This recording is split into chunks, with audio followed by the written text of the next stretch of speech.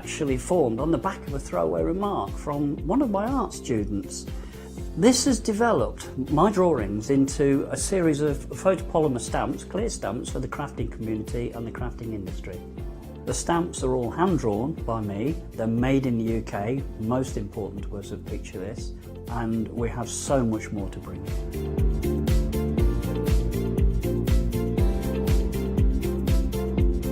Our shows on Hochanda, we hope to make them informative, amusing obviously, entertaining, but mainly it's about bringing the creative spirit to you. Make sure you tune in and watch the Picture This shows on Hochanda.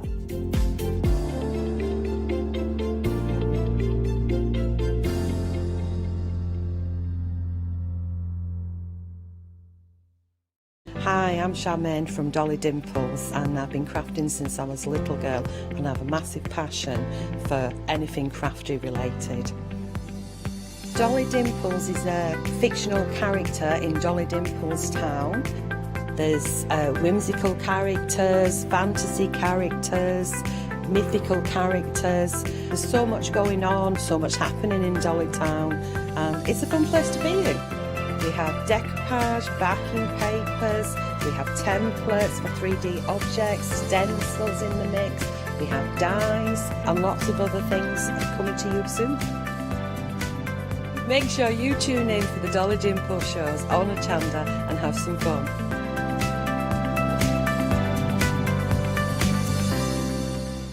Exciting news! For the 5th year in a row, Hochanda has been awarded the top accolade of Platinum Trusted Service Award from Feefo. These awards recognise businesses that deliver exceptional experiences as rated by you, our customers, and we're honoured to have been selected. The Trusted Service Award means you can shop with confidence, based on the reviews from over 60,000 Hochanda customer experiences.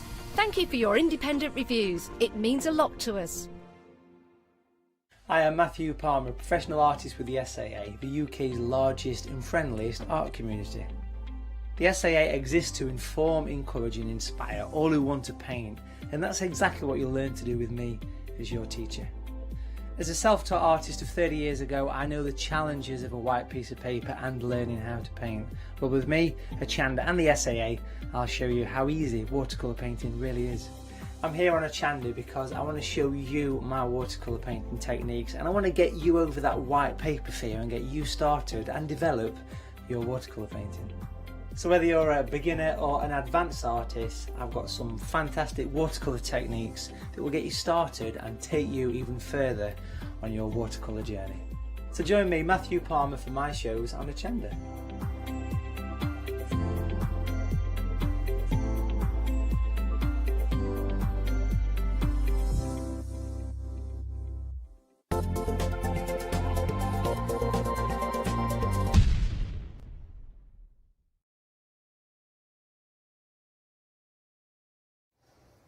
Hello, good morning, bright and early. Well, you are looking at some beautiful finished samples from the brand new Riverside stamp collection by Wendy from Cardio. Now, I can tell you we're already busy. You found this before we even came to air, and we are 15% of the stock gone already. It's already going again. I've just been told it's absolutely starting to fly. This always happens, Wendy. This always does. It's good though, isn't it? It's oh, nice it's wonderful. That people still like us, that's good. Of course they do. I mean, just, oh, look at the lovely otters, look at the background, look at the little chicks we've got there. It's absolutely stunning. So we're going to have a look in a lot more detail, but what I would say is, quite often, Wendy never gets to do a second show because everything goes. So if you're thinking, right, I'm going to get this, basically what I'm saying is do get this now. Don't wait till later because you might miss out on it. So no, already most of the individual elements have sold out. That's again even before we've gone to air.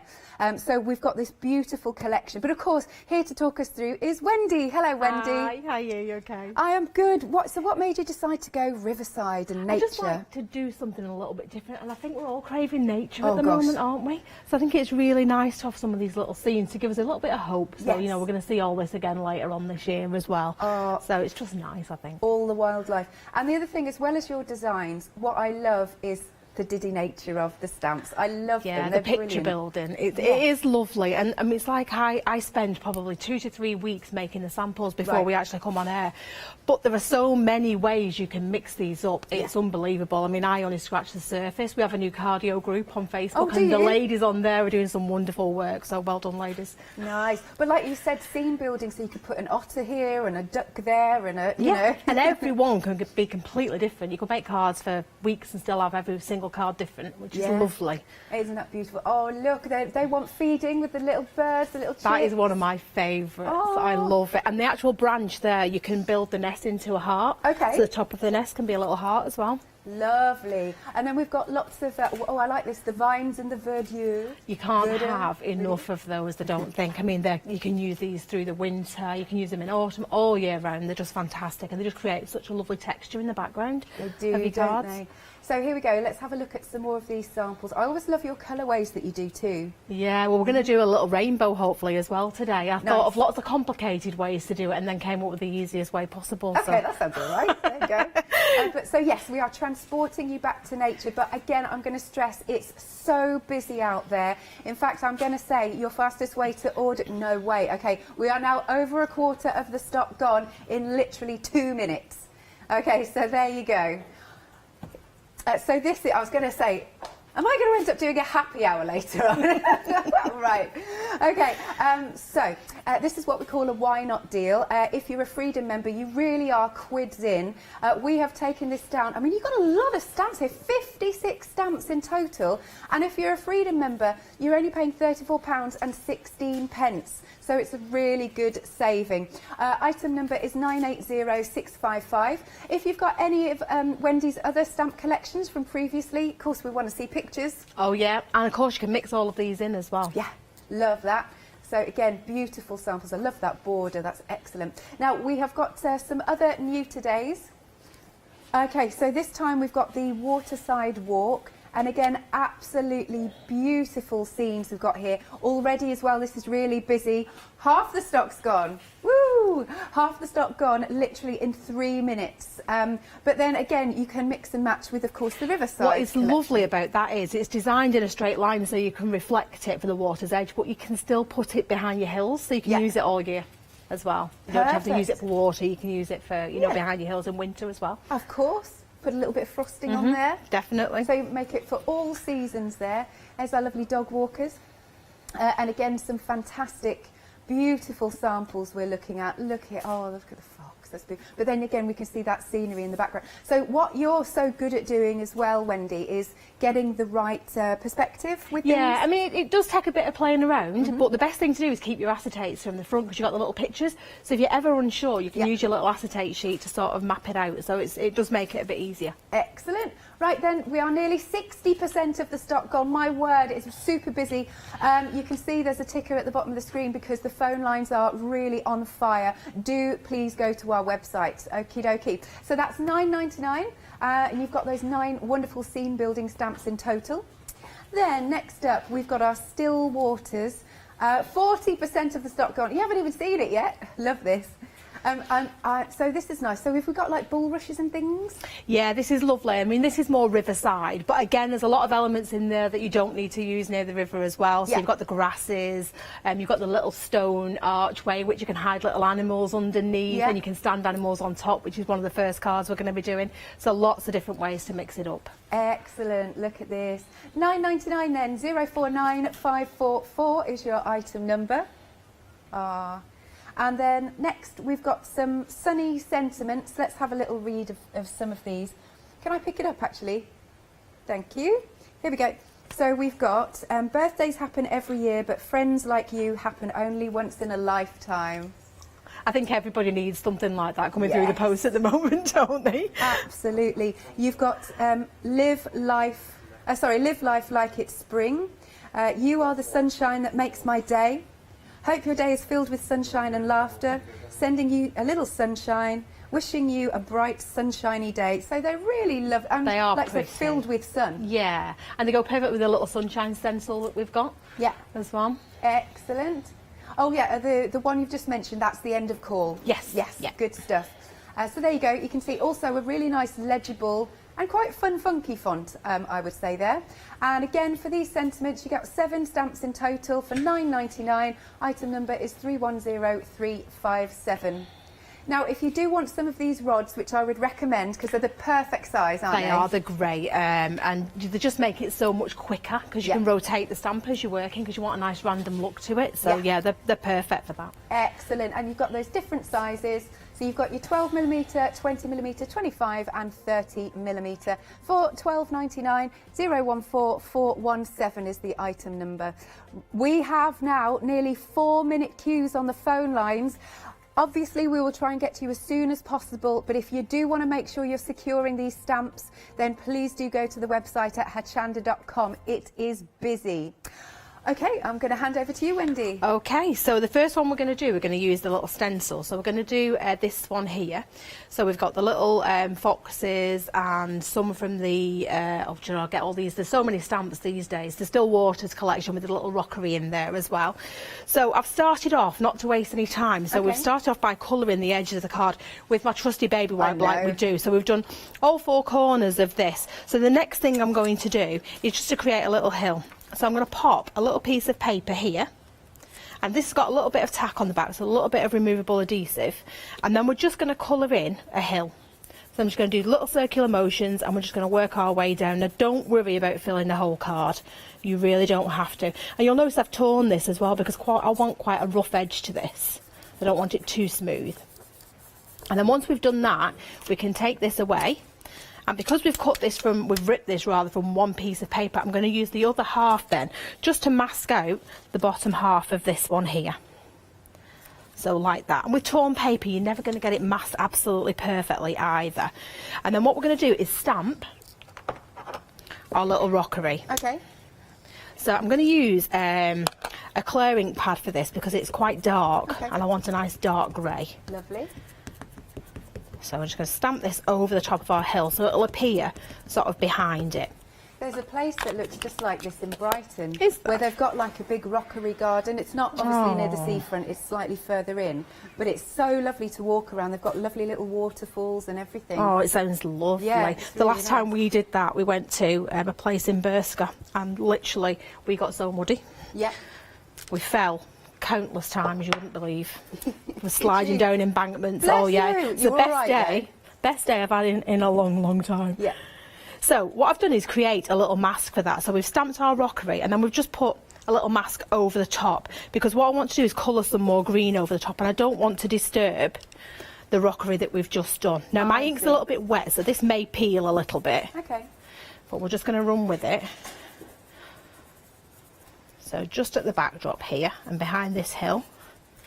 Now we could, like I was saying before, those trees, the waterside ones, we could actually use those in the backdrop here as well. So don't feel like they have to just be used, you know, just for water, you know, for any water scenes. They can be used all the way through the winter. Yeah. And they're lovely because you've got your little fence posts and things in them as well. Nice. So once we've done that, we can actually take this away. And you can see we've just sort of coloured around that now. So now we can start to add in our little bits and pieces. So what we're going to do is use some of the vines and the verdure and some of the grasses, and we're just going to start to fill in some of these backdrops here. So it's verdure. I wasn't sure how to pronounce it. Do you know, I don't think I am. No, I don't think it really matters, does it? No. We just want the stamp. Right, so we're just going to sort of dot this in between, and you see underneath there you've got that nice little gap, so if you do want to sort of add any little animals in there, this is a perfect little hidey hole as well. Yeah, for a little otter. Yeah, oh yeah, a little otter. Or little birds. Yes. So we're just going to run along and just give it some texture. Oh, may I do a stock update? Here we go, the waterside walks. 80% of the stock has gone. Look at these, 80% gone. You've got to be fastest fingers first for this set. Lovely. Just £9.99. Back to you then, Wendy. No problem. So we're just carrying on filling in. So I'm putting some little flowers and things in now. And what I'm doing, just catching the edge of this. I've done it mostly in green. I'm just catching the edge with another colour. So we've got a little bit of interest going on that flower, so you get the two-tone effect. And again, stamping it 2 or 3 times without re-inking just gives you that lovely sort of tonal effect there. Okay, so a few more little bits. And because this is dark, we can kind of stamp over the top of that and it's going to look like it's coming from behind. So you really don't need to worry about that little bit. I love the generations as well that you do. It just makes it look much more natural. It does, doesn't and of it? course, these little, the vines and verdure that are trailing vines, there is nothing stopping you using them the other way up as well. So if you want to sort of go in the other way, you can do. Yeah. It really doesn't matter. So don't just think they have to just be hanging down, because they don't. So what I'm going to do is put the little sun on. So this is our sun mask. And you see, I've already put some yellow at the back here. Yeah. So I'm just going to pop this on about here with the rays at the longest. So you'll see you've got one, the sun is slightly positioned a little bit more towards the bottom, so it gives you a lot of leeway with where those little rays can go, so you can spread them out a little bit. So it's always important to put some yellow on behind, because you don't want it too stark in the background. You want some sort of yellow in the background as well. Now you can use a stencil brush if you want to. I'm just using a bit of this yellow and we're just going to go over the top. I don't want it too bright, you know, too in your face. I want it to be quite subtle in the background, so I'm just going to let that blend. Lovely. We can show you the stencil. So end of call, here we are. And can I just point out, it's extremely reasonable at £4 for the stencil. That's incredible. And it's just lovely in the background. You know, if you want to do just a little bit more. Yeah. So I'm just going to put a little bit of the red on here. And you can as well, if you want sort of more rays, you can just twist this a little bit and just add a little bit more. I'm just going to sort of perhaps put a bit more on than I would normally, just so you can actually see it nice and clearly on camera when we've finished. Oh my goodness, Wendy. Uh-huh. So the waterside walks, really you have to be fastest fingers first. We are now limited for this collection. Green is on the screen, as Yanis would say. Okay, oh, let's have a look there. There, so you can see that's nice and subtle there in the distance. So you can then blend over the top, because I don't like things too sort of bright. Like I said, I've done more than I would normally, so you can see it nice and clearly, but I would probably do that a little bit more yellow than we have there. But it's just lovely having that in the corner of your card. So once you've got that, then we can take off our little hill that we did originally. If you have any little gaps there, you know, where I said if you rip the paper, you might get some little odd gaps. So you can just blend over the top, and I quite like this softening that you get if you blend over the whole thing anyway. And then what we're going to do is add our little foxes in here. So this is one of my favourites. I don't know whether you remember the little Christmas girl that we did last time. Yes, we were together, she is perfect with this little fox. She's holding a hand out and the little fox is underneath, so you can have her feeding the fox. Amazing. So they blend so well. I can't wait actually to get home, because I only discovered that before I left. And I thought, oh, it's going to look absolutely gorgeous done together. So we're going to use 2 browns on this. Okay. Now I've braved it, and we've used a very, very brand new wet ink that I opened this morning, so fingers crossed this will be all right. But generally I don't like to use a brand new one, but I want it to be nice and wet. And then we're going around the outside just with the darker brown. So he's going to look like he's got a bit of highlight on him here. Yeah. And then the detail down even into the fur, the way you really see the fur. He's beautiful. Yeah. I love him. But again, I mean, isn't all year round, as you can see some of the winter cards that we've done with him as well. Yeah, we're going to have a look at some samples in a short while. Okay, so there's our little fox in there. Oh yeah, that's fine. And then we're going to stamp our little baby fox in as well, because this little baby fox is very cute, but we're going to put him on top. And again, just go around with a little bit of brown, just adds a little bit of shadow. Like I said, probably a bit wetter than I would like. No, but hopefully you're still going to get that detail in there with a bit of luck. Oh, so let's put him about there. But it's lovely the things you can do, because it's all you know, whatever you want to do, you can do. You just mix it up however you want. So once you've got your little foxes in, we're going to choose a few little flowers and things. So this one is from the dogwood. So we've got some lovely little flowers and some lovely little greenery in here. So we're just going to dot these around.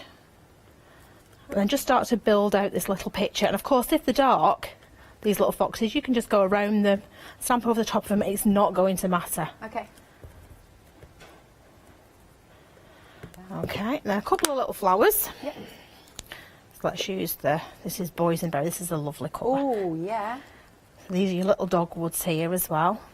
We've actually, talking about the colours, we've actually had a question come in from Sue, who says she adores your stamps, but she'd like to know what inks you prefer to use. Well, these are little pigment inks. These are Azucan Eco. Oh, okay. So these are Versacolour. Nearly forgot. I've been using them for years. Nearly forgot the name of them there. That's all right. So just dot these into the background. But they are lovely. They're lovely inks. Very good quality ink pads. And you get the most gorgeous effects with them as well. Yeah. So we're just adding a few of these little flowers from here. The choice is endless. There are so many stamps in this collection. You know, you could just go on forever and a day. So let's add some little branches. So this one is from the New Beginnings set. No, it's not. It's from the Still Waters set. Okay. I'm just going to add a couple of little branches in here. Oh, that looks so effective. Just bringing that little bit of foreground in. Yeah. And then what we'll do is just add some of the little vines and things hanging down there. Some of these are my absolute favourites.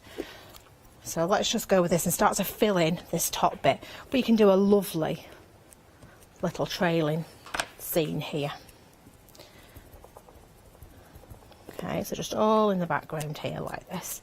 Just all coming down. And there are so many of these. But Jimmy, you really... Sorry. Oh, I was going to say, Jimmy's just said in my ear actually that the branch, maybe you could, if you put it sideways or something, make it like a lightning strike. Oh, yeah. Yeah. Never thought of that. Thank you, Jimmy. I should be pinching that one. He says you're welcome, he'll take a 10% cut. All right, so just fill it in with whatever of these little trailing vines that you like. It's entirely up to you. Yeah. So I'm just picking up at random any of them. It doesn't really matter which we use. I love how laid out you are. It's brilliant. Never goes to plan though, does it? Okay, so the next thing we're going to do is just put our little greeting in. So let's have Sending You a Little Sunshine. So we'll go with this one. Now I tend to use black for my greetings mainly because it'll stand out. Yeah. You know, when we're on air, so you can see all the words and things in this.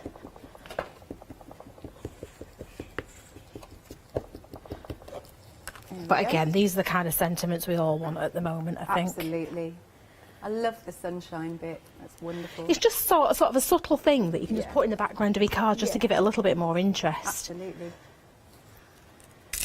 There you go. Okay, Lovely and there we are. So it's just a case then of just pulling out some of those little centres of the flowers, and that will bring that right back up. No, we're not using that one. We'll use that one. Drive it. Yeah, so I would have used purple, but we'll use a little bit of the black. I'll have to get me a pin on that one in a minute.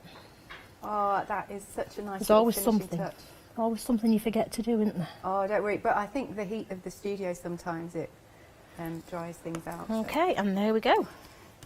What a lovely spring card. Like you said, just what we need, Wendy. It really is.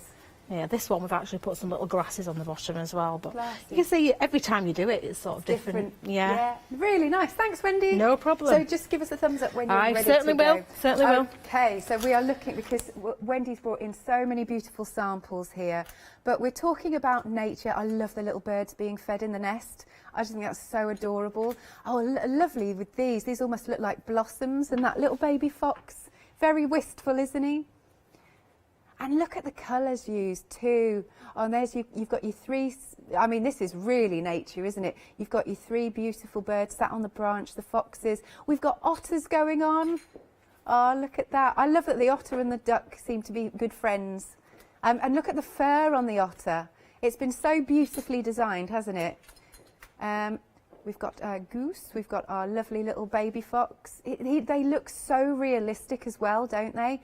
You can just make the most awesome scenes. Not just for cards, of course. I mean, I think these are frameable. I think these would look great as wall art, I really do. Maybe on a canvas or something like that. So they all paint a picture, they all tell a beautiful story. Oh, I love that with the sort of rainbow in the background. So as Wendy's been saying, you know, you can use them as, you know, it's all year round. It's not just spring. It just depends on the colours that you're going to use. Oh, look how serene that is with the water. Wow, that is such a nice stamp. I love that you know, the ripples on the water are marvellous. They're all so different, aren't they? And you've got so many lovely extras with your foliage, and they're also achievable. I love the fact that Wendy has put in so much into the perspective. I mean, just look at this scene. Couldn't you just dive into this? It's quite romantic. Jimmy said, I agree actually. They're having a nice little conflab, those otters. Right, we are now 60% of the stock gone on our complete collection. This is your Riverside stamp collection, but 60% gone 21 minutes in, and we had a deep stock. Now Wendy's meant to be back at 1 o'clock. We'll see. Is it 1? 10. I'm making it up, sorry. Now, let's have a closer look then at some of these beautiful stamps. There's also, which I love, inspiration on the packaging with just different ways you could layer them up. If maybe sometimes we lose our little crafty mojo of how we want composition and colours and things. So that's another added extra that Wendy does for us. I love those little dragonflies. Isn't that beautiful? All those extras with the foliage and the florals. Then we've got the water's edge, where we've got our beautiful birds. I love the one that's the flock of birds. And then our otters. Oh, are they little rats? Or are they mice? Little mice. Little mice. Yeah. Oh, it's because I really like rats, that's why. I used to have a pet one. Whatever you want. And then we've got our beautiful little owl. Oh, and like you said, you can make a heart out of the that. other branch completes the heart shape there. So if you're doing a wedding card, for Clever. example, that would be really pretty. That is really nice. Here's our beautiful little foxes, and then we go for all our extras, so the vines and verdure, and you've got look at that, how you can build up so many beautiful scenes. You've got all the branches, all the foliage. Now, this also has, as well as a discount, it's got a freedom discount, so an extra saving. So it is a why not deal. It is £34.16 if you're a freedom member, and you're getting all 56 stamps. Wow. 980655 is your item number. Oh, I like that little wintry one. That was cute. Oh, we are now 65% of the stock gone on the Riverside stamp collection. Good grief. Right. Okay. No. The Waterside... I nearly said Waterside Works. That's not right. The Waterside Walks. Has it gone? Gone. Okay. That was such a beautiful set of stamps. Now there's a lonely spot here. Right, so that one's sold out.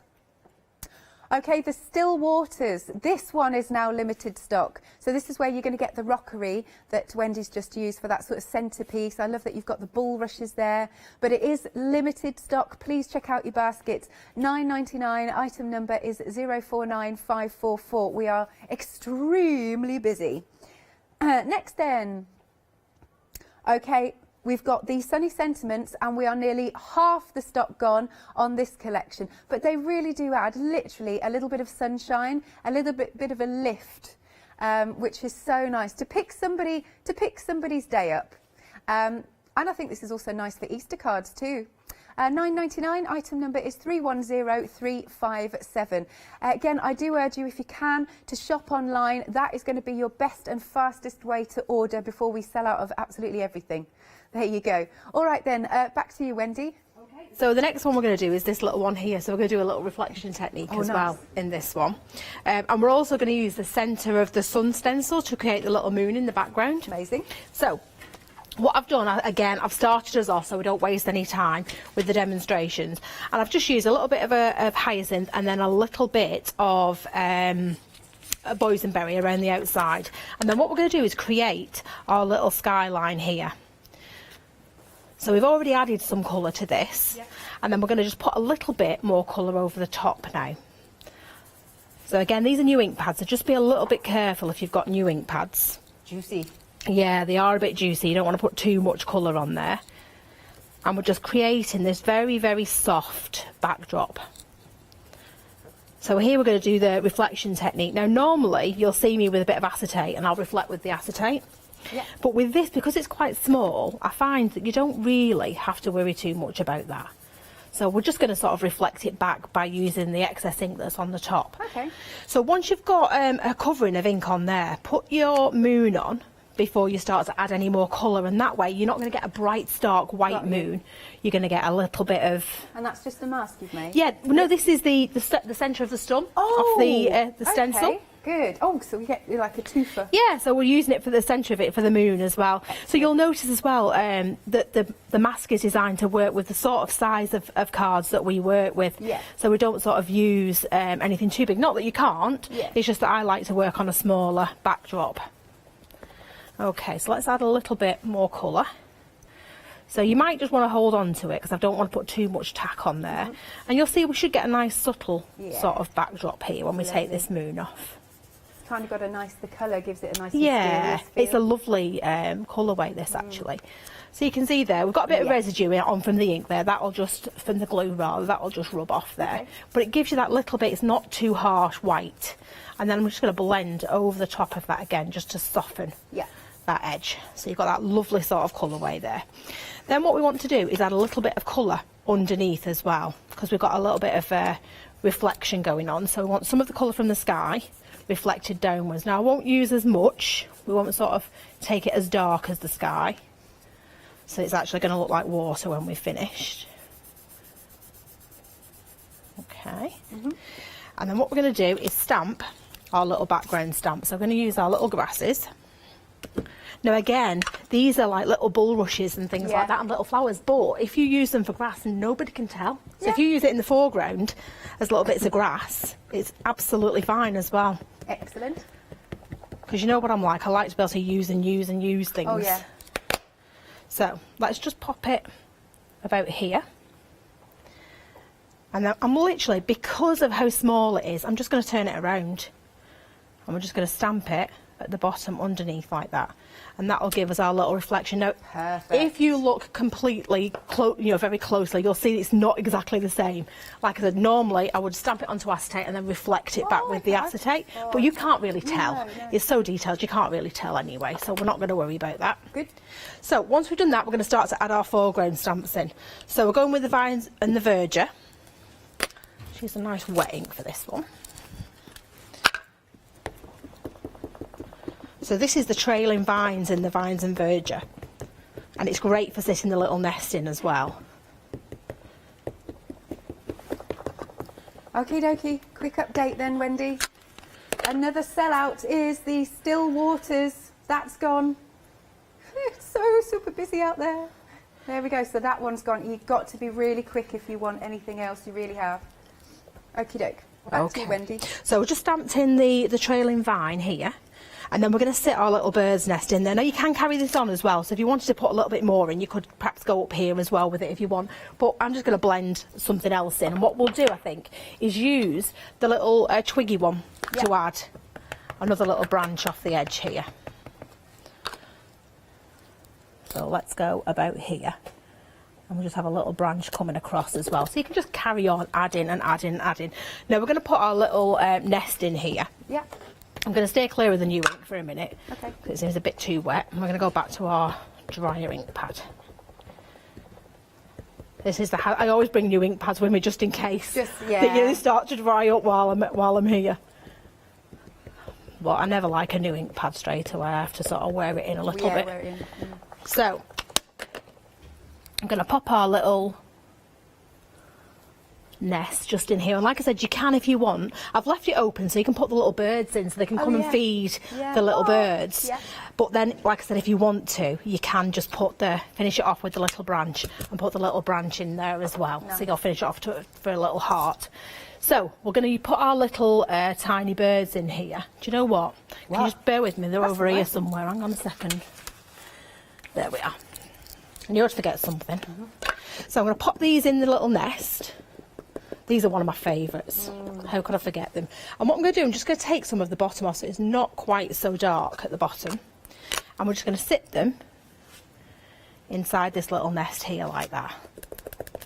So there's our little feeding birds. And then we're going to put in our little mummy bird with her little worm. She's got a little worm in her mouth. She's ever so cute. Yeah. But what I think we'll do, is add a little bit of colour to this. So let's go with some of the background colour that we've used. Okay. And then I'm going to use a little bit of the black. And we're just going to do what we did before and just go around the edges. And of course you don't have to do this. But I just think sometimes a little pop of colour is really, really pretty. Okay, so let's see what we get. I think this has got a little bit of fluff off my baby wipe on its head, but I'll just go with it. That might look really cute. Okay, so we'll stamp this one in there like that. So you can see we've got this lovely little coloured dress, and it's quite subtle as well. It's really, really pretty. Yeah. So once we've done that now, we can start to add in all the other bits and pieces. So all the little trailing vines that we were using before. Oh, do you know what we haven't done? Our little water. But you know what? I've left it somewhere. It's behind me there. I'm going to have to go and get it. I told you, didn't I, this morning? We can show some samples if you like, very quickly. Yeah, 1 second. Yeah, I'll just find it. Yes, we can. Here we go. So look at these. Again, you're seeing some fabulous samples from the Riverside stamp collection. Loving that. Oh, I really like the use of the white gel pen, actually, that's on there. That works really well. Right, back to you, Wendy. I've got it now. I said to you, I knew I was going to forget loads of things this morning. That's what you get for not having a wink of sleep all night, isn't it? Oh, bless you. I never sleep because I always get myself so worked up before I come on as well. Oh, but you're so brilliant as well. And we always have so many lovely emails. Oh, and that's everybody's lovely. loving this stamp collection because we are 70% of the stock gone. Wow. In just half an hour. That's lovely. People are great, aren't they? And it's lovely at the moment with things the way they are, it's lovely that people sort of support you the way they have, and we've found all customers and Hochanda have just been absolutely fantastic, you know, for helping the small companies sort of get through. Oh, that's nice. Because things are tough, aren't they, at the moment for everybody. Absolutely. How long's cardio been going for? Since 2002. Oh, really? Okay. So quite a long time. But we started that with just a shop, and then we sort of added in our own stamp collection and things quite later on. Yeah. So within about 4 years, I think. And my favourite stamp we're going to use in a second, well, one of the favourites. It's hard to have a favourite, yeah, because I like so many of them, but the water is just so effective. So let's leave it there, and you could put some little flowers in the background if you want to. So let's use a couple of the dogwoods in here. We'll just put them in silhouette, just over the top. So I'm using the smaller ones out of the collection. But they just work beautifully, whether you do them in colour, whether you do them in black and white. And of course they're great if you put a little splodge on there that you didn't want. Yeah, it's a good cover up. Yeah, it's great. We used to always use a butterfly for that. Yeah. So you can just add those in and you get this beautiful sort of backdrop, and it's so simple as well to do. Lovely. So this is the water stamp that I thought I'd lost. Okay. Okay, so what I'm going to do, I'm not going to use anything too stark. We're going to use the very same colours that we've actually been stamping with here. And we're just going to start to stamp that over the top here. Just very, very lightly. And this gives us the illusion that you've got ripples. It's such a simple little stamp. But actually, once you put it on, look how lovely and effective that looks. It looks superbly real. And again, you don't even need to bother about sort of lining it up. Just over stamp it and just sort of stamp that over the top like that. And that gives you that lovely sort of illusion that you've got water on there. So, and you could use it for winter as well. Imagine it for winter. Absolutely. How beautiful it'd be. Yeah. There was one of the samples we just showed that I really liked. You highlighted with the white gel pen, and that made it look really frosty. Yeah, I can show you that now, actually. As long as I don't sort of end up putting my hand in the liquid pearls, which is what I usually do. So this will just give you, especially, I'll show you on the bird, because you might see it more clearly on the bird. And on some of these branches here. Yeah. It's just that little finishing touch, isn't it? It is. I mean, if you were being completely realistic, you'd do it all down the right-hand side. What, for the sort of... Yeah, so you've got where the moon is, but I'm just sort of trying to pick out where we've actually got some ink, so you'll be able to actually see the white. So it just gives you that little bit, and of course I'm trying to avoid the actual liquid pearls as well. And then you could, as well, what is really nice is just take a little gel pen. This is just a clear glitter, and just pop that just in the background there, just over the top, to give you that little bit of sparkle. I don't know whether you'll be able to pick that up, but anyway, there we go. Yay, look at that. It's stunning, isn't it? Just coming to you. I mean, again, the scenery, it's just so serene when you look at it. I want to sort of go for a swim in there. Oh, amazing. It'll be cold though, Just a bit. Just a bit. Okay, Wendy, we can probably fit one more in if you're Yeah, up for no that. problem, That'd yeah. be marvellous. We're just going to, because we've really got to work out what's going on with the stock levels and things. So we'll be back right after this little short break. We're going to tell you about freedom. Have you heard of Hochanda Freedom? Did you know that as a Hochanda Freedom member, you could be making savings on every order you place? For just £5.97 a month, you will benefit from selected Freedom member discounts and complimentary standard delivery on every order you place. You will also receive our exclusive Hochanda Freedom Members badge, regular newsletters, giveaways and crafty updates. If you shop with Hochanda more than twice a month, then Freedom is for you. Don't forget, your Freedom membership is flexible, so you can pause it if you're going away, or you can cancel it at any time.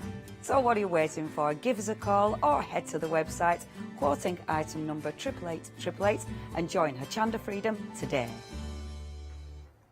We're going to have a look at some more fabulous samples because Wendy and her other half always bring so many fabulous samples. They are beautiful. I don't think we've seen this board yet, so look at that scenery with the little mice there. We've got our beautiful birds. I mean, it's the detail, isn't it? And don't forget you've got sentiments that you can add into your baskets as well. The colours are just so serene, everything about it. And again, as I said, they don't just have to be cards, they can be wonderful pieces of home decor. I mean, just framing this up and putting it on a wall would look absolutely stunning. Dragonflies, oh, it's all about going back to nature. And I love the composition. And as we said earlier, everything works together in absolute harmony in terms of perspective. So you've got, and you've got so much mix and matchability because with 56 stamps in this collection, no two have to be the same. Oh, here we go. We've got those lovely birds flying in. The fox, he looks so peaceful and happy, doesn't he? They all look very friendly animals, which is gorgeous. Look at that with the wreath. That's beautiful. So that's using what I call your worker stamps to create the wreath. I think that's just gorgeous. Again, you can see we've got a ticker at the bottom of the screen because the phone lines are extremely busy. Look at that with the reflection of the water. Now, in terms of our brand new today Riverside stamp collection, 3/4 of the stock has gone and we had a deep stock because our cardio shows are always fantastically busy. Oh, look at the little chicks in there. Amazing. Right then, so this is what we call a why not deal. So not only have you got a discount already, but you've got a further discount if you are a Freedom member. And of course, your postage is included then. So it's £34.16 for all of those beautiful stamps. You've got the foliage, the florals, but then of course you've got all of those beautiful animals, and we're just heading into nature. I love that flock of birds flying, and the otter, it's the pose that he's in. Same with the mice. Yeah, they're looking up at something, they're really great, absolutely great. Right then, £34.16, 980655 is your item number. Okay, good news. Right then, the Waterside Walk, we can get some more for you. It will be on extended delivery and it'll be dispatched from the 30th of March. So it's only a week really. There you are. But have a look. This is well worth going for before it sells out again, because then you can really start to create your scenes. And then you can create those lovely backgrounds and those beautiful animals in the foreground. I love that. Look at the beautiful bridge. I just want to be there and walk over it. The ripples of the water are one of my favourites. I think that's just too super cool, this one. You've got the dog walkers. Stunning. And it's only £9.99 for that stamp set. Wendy always brings us obviously fantastic quality, but really good prices. I love that moon one. It's very atmospheric. Beautiful. £9.99, item number 719995. Also good news again, we can get the still waters. Once more, it'll be dispatched from the 30th of March, just again to give Wendy a bit of time to get more stamps together. But we've got that lovely sort of rockery there going around. Lots of your foliage that you can put in the water. I love bulrushes, I don't know why, but that is the Still Waters collection. So dispatched from the 30th of March there, £9.99, 049544. Okay, still on immediate dispatch this one. We've still got the Sunny Sentiments. However, 65% of the stock has gone. But there's some great ones here. Have a little look. Birthdays happen every year, but friends like you happen only once in a lifetime. Hope your day is filled with sunshine and laughter. You are the sunshine that makes my day. Sending you a little sunshine. Wishing you a bright, sunshiny day. Nice. So it's £9.99 again. Item number is 310357, but it does go absolutely hand in hand with all of our gorgeous nature stamps. Okay, going to come back to you, Wendy. Yep. Marvellous. So this is the one we're going to do now, and I think we might just put the little rainbow in as well. This one hasn't got the rainbow in, but I think we'll just do it That would be anyway. nice. It'll take me a while to get my brain round the actual colour scheme. Don't worry. But what we've done, we've ripped a little piece of paper and we've got a little sort of valley going on, because this is where our little mice are going to sit. Oh, nice. So I've just coloured some green over the edge here. And again, we've got our little bit of removable tape on the back. So I'm going to peel that off, and then the other side that we tore is going to mask out that side. So nice and simple, but you'll see sometimes it's not going to marry up exactly because we've torn it, but again, I don't mind, because I do want that sort of rough looking edge. I don't want it too perfect. So I'm going to put a little bit of yellow in the back here before we do any other colouring. Okay.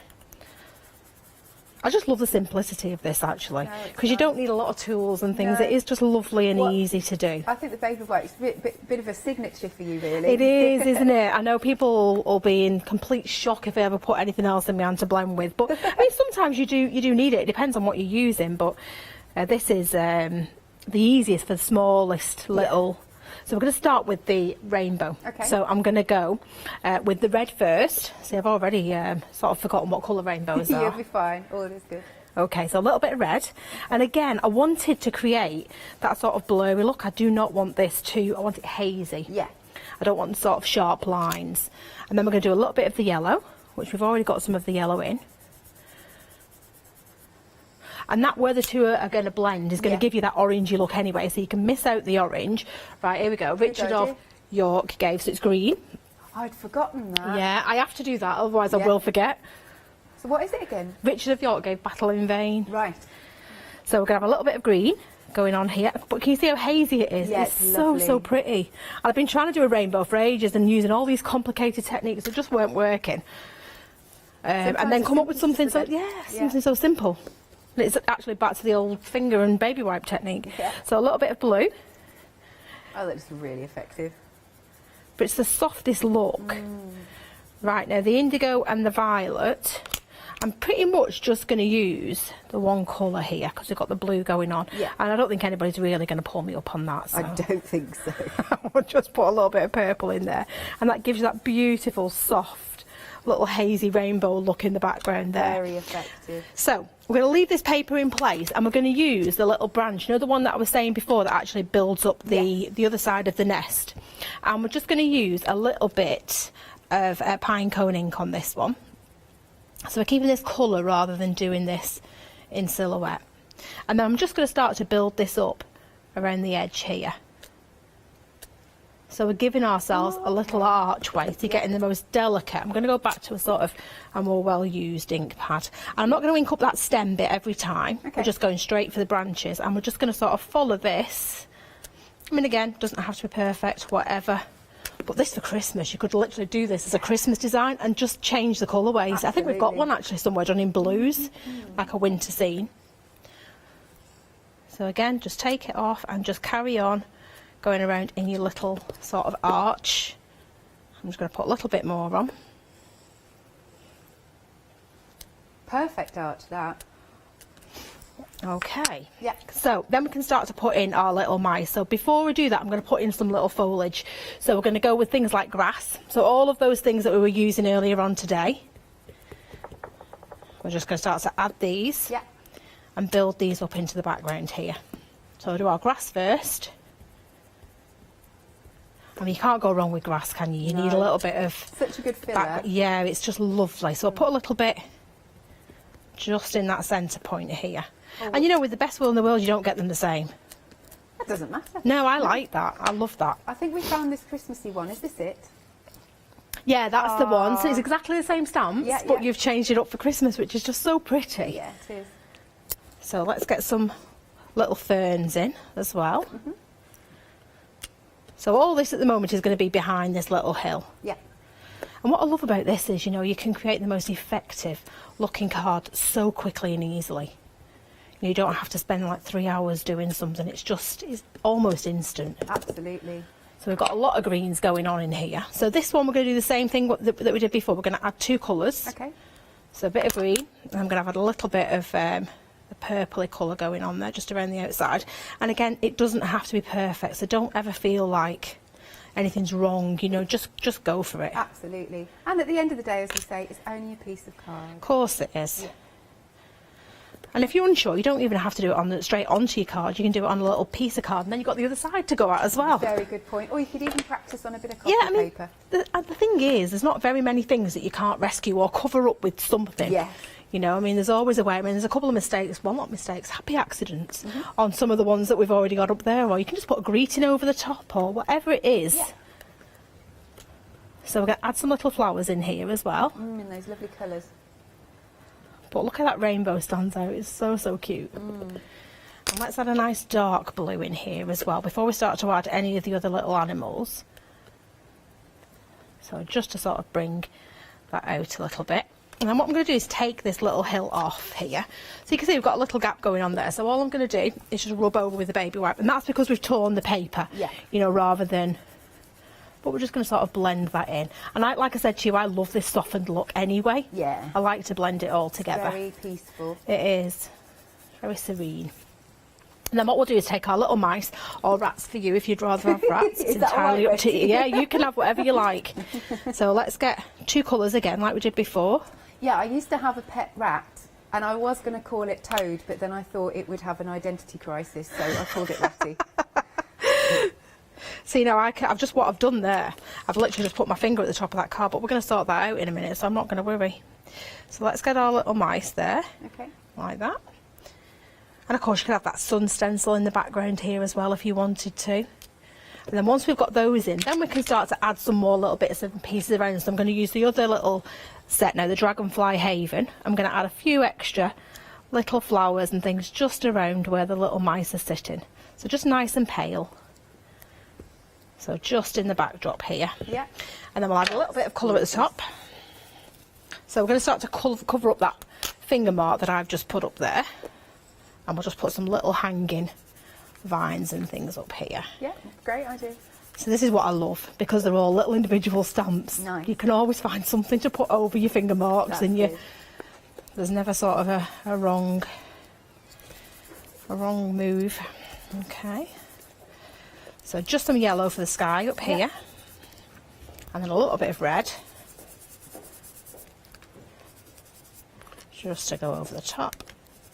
So this just warms the yellow up a little bit. Doesn't it? Yeah, gives it a little bit more depth as well. Beautiful sunshine.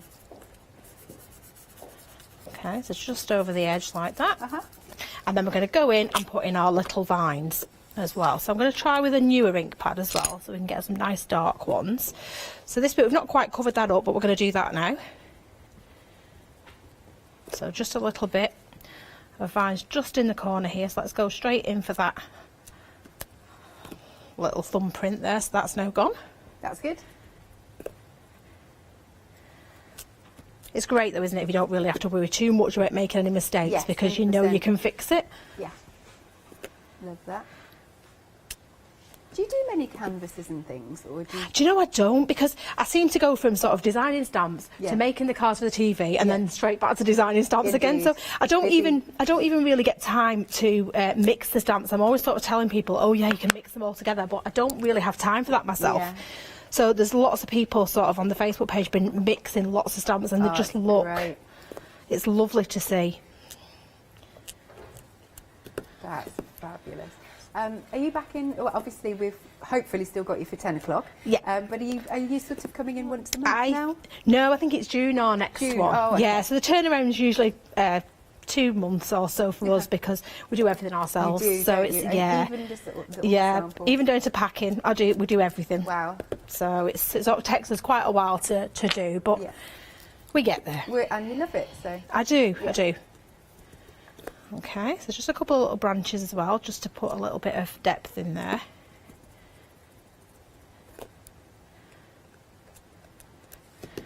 Okay, and then let's see if we've got room for a greeting. This is all, oh, we can put this at the bottom, can't we? Oh, yeah. So let's put a little greeting at the bottom here, there. And your greetings, they are... Oh, well, I think we're putting them on the screen. Okay. I think this is probably one of the most used ones that I've had to sending you a little sunshine. Yeah. It's nice to just be able to send a card for any occasion. So I don't tend to do a lot of happy birthdays or anything. I like things that can be used. Bit different. Yeah, just things that can be used for anything you want, just because you want to send somebody a card to cheer them up. Okay, and then we're going to go straight back. Now I remember that I didn't unblock it, so we'll go back to the black. And we'll just add some little tiny drops. And again, it just makes a massive difference. I love them. I love using little drops like that. Okay. So it just sort of highlights. But I'll hold the other one up and you'll see every single one that we do is different. Yeah. But even while still on the same theme. So we could have added the little bird in there, you know, the one that we did earlier on. So there's our two little finished samples. Oh, they're absolutely stunning. Just look at them. Oh, thank you, Wendy. No problem. Brilliant stuff. And we've got just a couple of minutes that we can have a look at some more samples. So you can see the use of the, I love the ducks following their mum in a little waddly line. That's so cute. And here again, it's good use of those white gel pens, how it really highlights those branches and we get a fabulous frosty look. I love how inquisitive those little foxes are. And then we've got such a beautiful back. This one's a really lovely full card, isn't it, Wendy? Yeah, I love that one. Yeah. It's sort of full, but you've still got quite a lot of space on there, haven't Yeah. you, as well? So you get the best of both worlds with that. And again, the reflection technique just makes it look so much more effective. Excellent. And here we go. Let's have a look at some more. So any time of year, that is the thing. Spring, summer, autumn, winter. Yeah. Very versatile. I love how inquisitive the otter is as well. I think he's really cute, and you can have him sort of looking up at branches. You can have birds coming down with him looking up. So there's the same with the fox as well. So I always sort of do them so they're sort of looking upwards or doing something, so you can add more details into your designs. That's beautiful. There you go. There's our lovely little fox. Even down to the little elements like you've put dragonflies in to really finish off a scene. I think that works so beautifully. And again, don't forget you can get those sentiments separately. Oh, there's a whole family of them there. They're really cute, aren't they? That is adorable. Okay, now coming back to our brand new Riverside stamp collection, we have now gone limited stock. Oh gosh, it's been a super busy morning, it really has. So let's have one last look then at all of these beautiful stamps. You've got 56 stamps in total. You've got all your fabulous animals, the otters, the foxes. We've got so many different birds. I love the little bird with the worm feeding his little chicks. I think that's just absolutely adorable. He's sweet, isn't he? And again, it's lovely to sort of, if you want to do the different colours on the chest and things, there could be a blue tip, there could be any bird you like. Absolutely. Now we're pretty sure, because it's limited stock, it's going to sell out. Oh, okay, with 1 minute to go, our collection has technically sold out. So what we're going to do is see what we can do for the 10 o'clock hour. See what we could do. Look at those little chicks. Aren't they absolutely glorious? Don't forget, we've also got our, what did we call them? The waterside walks and still waters, although they are on extended delivery, those two, from the 30th of March. Marvellous. So, Wendy, very busy hour, isn't it? Yeah, it's been lovely, hasn't it? It's been really nice. So, fingers crossed, we'll still see you at 10 o'clock. Yeah. Don't leave me with a happy hour. Okay, I'll try not to. I'll try you. not to. Good stuff. As I said, do check out your baskets. We've still got some of the sunshine sentiments as well. And yes, we will see you right after this short break. Stay tuned.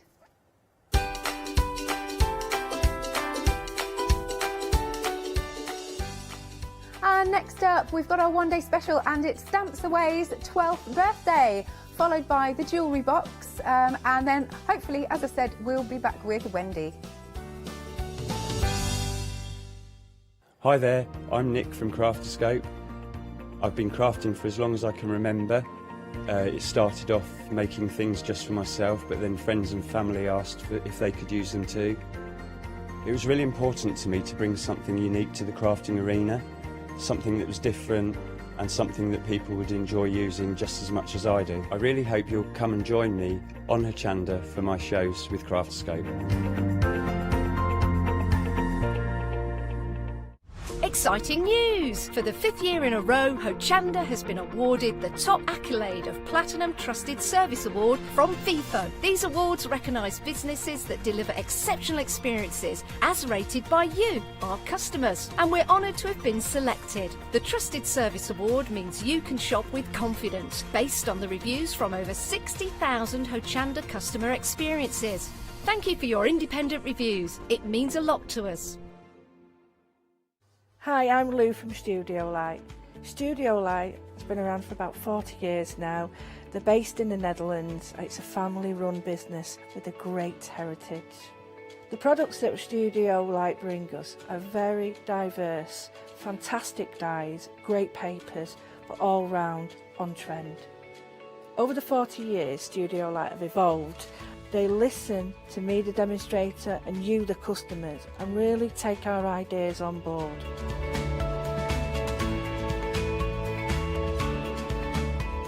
On the Hochanda shows, we'll share with you the diverse techniques and products will inspire you to produce your own individual pieces of artwork. So make sure you don't miss the Studio Light shows on Hochanda.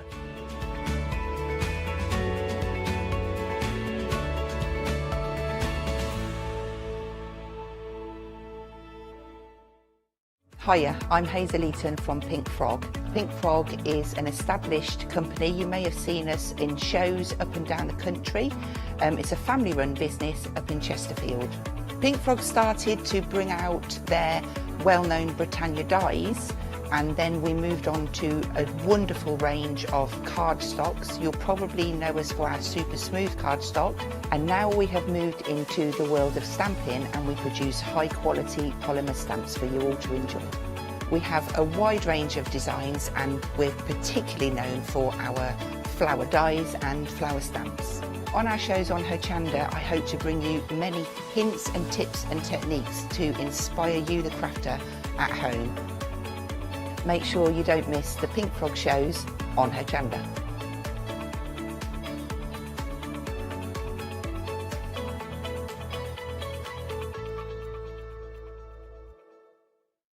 Hi, my name's Barbara Gray from Clarity Stamp, and how did I get here? Well, when my children, Grace and Mark, were born, I left the corporate world and I took up crafting full time. Then I had a moment of clarity, if you'll pardon the pun, and I came up with the transparent art stamp. And the rest is history, really. For the last 27 plus years, I've been pioneering the art of transparent stamping. I love teaching. For me, it's all about that. And so working with Hochanda is fantastic because it gives me the perfect platform to reach out and work with like-minded people and to be able to show some of the tricks that I've learned along the way. If you like my style and you like what I do, then please join me, Barbara Gray, on Hochanda.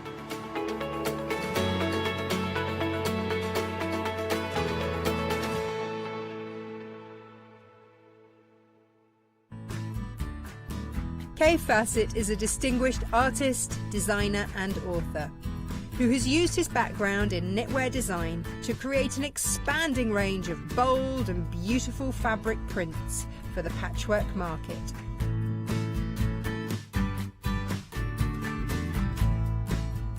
Join me on Hochanda, where I will be bringing you a wide selection of beautiful fabrics at fantastic prices.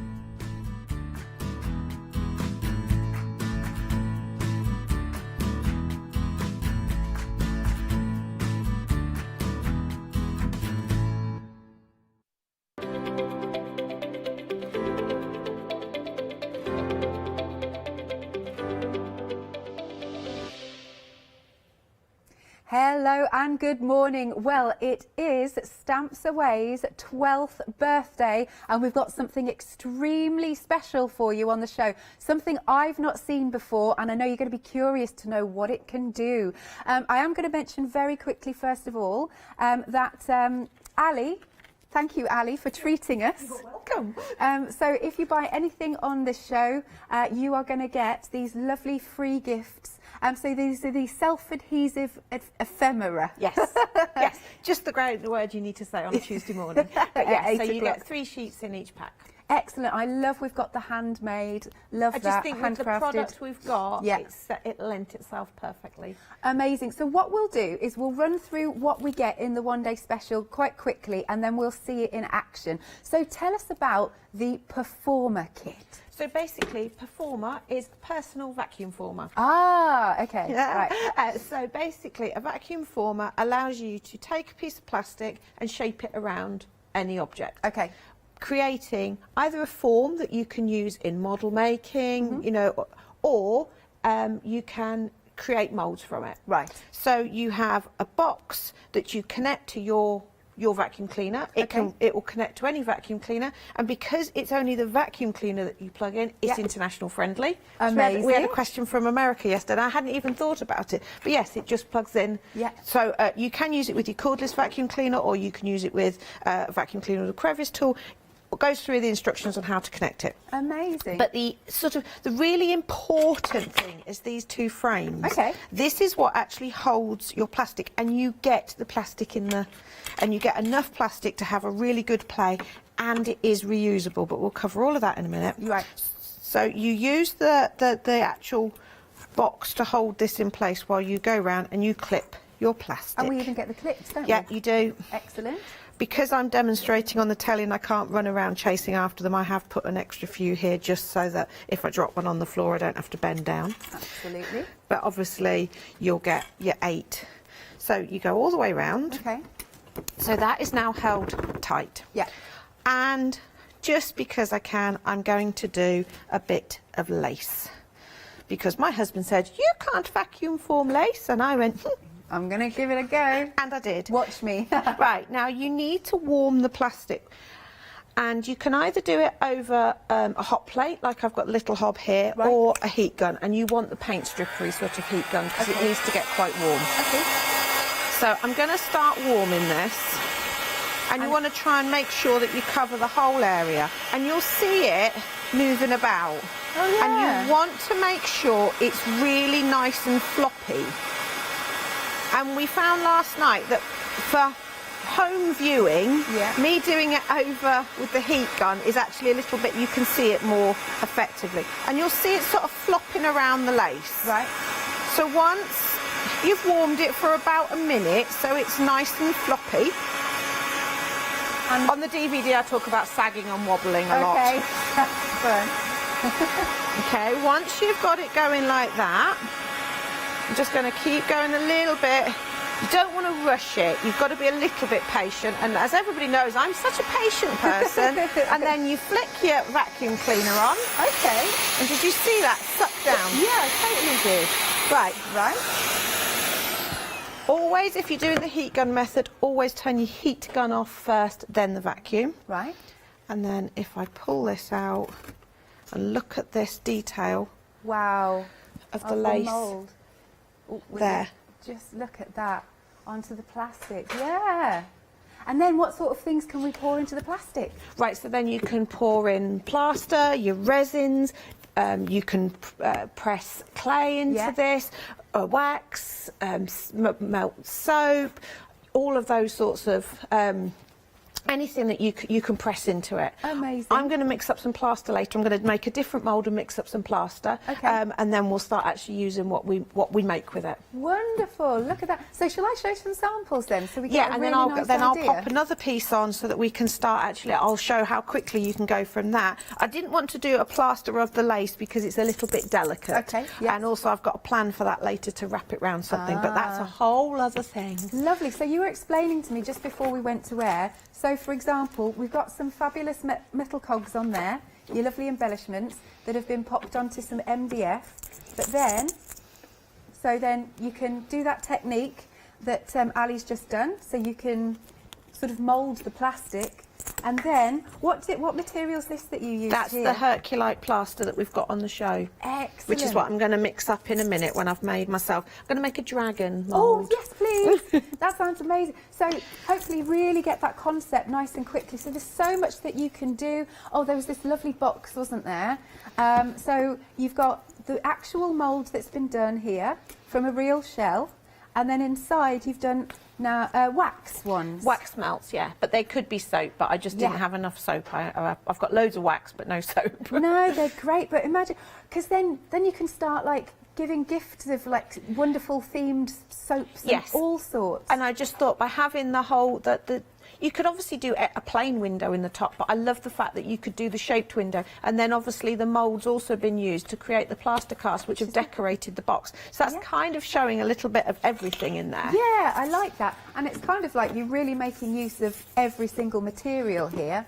And then look at these sorts of shapes. From the shells, how cool is this? What is this? That's resin with some mica in it. Oh, look at that. And you get such good detail, don't you, Ali? The warmer the plastic, the more detail. You saw on that lace, you could see the threads of it. Yeah. I mean, is this using the lace too? That's using the lace as well. Wow. So that was a bigger piece I did, and then I just used the plaster cast, and then obviously mica and stuff on it to highlight the texture you've got. I think you've got the original mould there as well that I took it from. Yes, here it is. Here it is. So you can see that there. And you can keep reusing the moulds. Yes. So then there's no waste. There's no waste. So there's the two ways you can reuse it. Obviously, I've got that lace mould there, so I can keep making lace if I want to. Or if I change my mind, I reheat the plastic. It goes back to flat, and I can then make a different mould out of it. So you could keep going and keep going. So it's going to go a very, very long way. Yeah. I mean, we give you 30 pieces in the kit, but you know that will, if you're making moulds, that will last you ages. Where obviously you actually use it is when you're creating pieces like shaker cards and things like that. Obviously, you use the plastic then for a purpose. Yeah, amazing. So as well as our box that we've just seen, so we're getting how many sheets of the plastic? You get 30. You get 15 A4s, and they are sort of bigger than A5 because we've made them. They're actually longer than the ones you've got on the screen there. We've made them so that they fit in the frame and clip nicely. Excellent.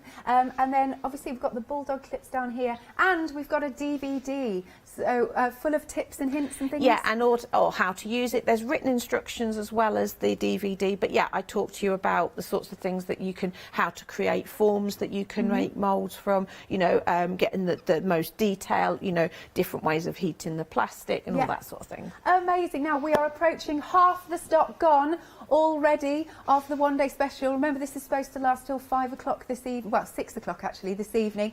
So we're approaching half the stock gone. Now, what I would say is, because this is something I'd not seen before, you may not have seen anything like this before. If you've got any questions, gosh, yes, feel free to send your questions to studio@hochanda.com, or you can go onto Facebook. You can see you've got that lovely £15 saving there if you want to go for the kit. Is it on FlexiBuy? It is. Oh, and it's on a Freedom discount, so it's a why not deal. Why not deal? So if you are a Freedom member, you can spread the cost. Well, you can spread the cost if you're not a Freedom member, but you know what I mean. But you get that extra discount. Item number is 726828. And don't forget, you'll also get that free gift of the ephemera. There you go. As a nice little birthday treat to say thank you. There we go. But on to the one-day special. If you're a Freedom member, 2 payments of £31.50. Let's see more. Okay, so what I've got underneath here is what I call a form. So basically, I've taken a bit of cardboard and I've chopped up little bits of cardboard and stuck it on. If you are making your own forms, make sure the glue dries completely, because otherwise, if it's still slightly damp when you form, your plastic will stick to it and you end up having to pick things off. Oh no, can't bother. Okay, so I've made that. And I do a lot of dragons, you may have noticed. So I found that, you know, I used to do it with eggshells. But I was, you know, then you're saving loads and loads of eggshells. And so then you do one dragon, then you've got to start saving eggshells again. Right. So I thought, right, okay, let's make a form. So I've got that bit, and I can just keep recreating it, breaking it up into smaller bits. So I'm just warming this. The so is that just packaging? Is that what it is? The form? The form was just a bit of cardboard box. Yeah, okay. Yeah. So you can see it starting to and I'm just going to go all the way round, making sure. So you can see it's starting to flop round, but obviously there's no suction yet to help. When you're using cardboard as a form, obviously it will squash a little bit, which is nice because that adds to the scaly effect. Yep. Right, so keeping that warm.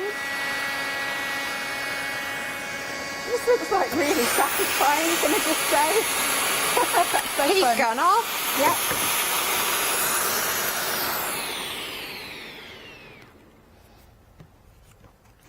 And then just... Isn't that fun? I'm fascinated by this. I went a little bit too hot there because I'm trying to compensate for the air conditioning, but you can still it's just pulled. It's held. Yeah. But you can see that fabulous texture. So let's pour some plaster into that. I have got one I've already made, so I can. I'm going to do 2 tablespoons of plaster. Okay. Because it's 2 to 1 on your ratio, so I use tablespoons. Yeah. Okay. Is that just plain water? Yeah. Okay. Mix that in. The plaster was actually very, very popular last night. You're getting the 2 tubs, so 2 kilograms in total, is it? Yeah. Yes, excellent. $12.99, 443706. Right, we're a quarter of the stock gone here. You can start using this pretty much straight away. Yeah. Right, top tip. I will move my former in a minute because I'm actually going to start using what I'm making. Okay. Right, so I've mixed that a little bit thicker than, but just tap it so it'll start to spread into that lovely. Sorry, that's not the greatest noise on. Okay, and then just leave it to set. Okay. Doesn't take long. Woo, are we all right? Yeah. Right, so I'm just going to move that to one side and grab the bit. Now, I put this on to set about 7:30. Okay. So not too long ago. Oh, look at that. That's cool. Okay. Yeah. Right, so that's the start of my dragon. I've already taken a bit of card, and you see this at the bottom here? Yeah. When you mix plaster up, and it sticks to the side of the pot, let that dry, and then you flex your pot, and all the bits pop off, and I just save them in a little box, and then I use those to create a bit of texture.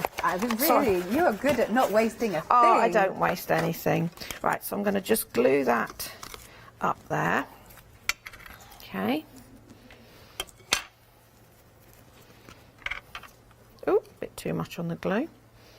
So we'll use an applicator. Okay.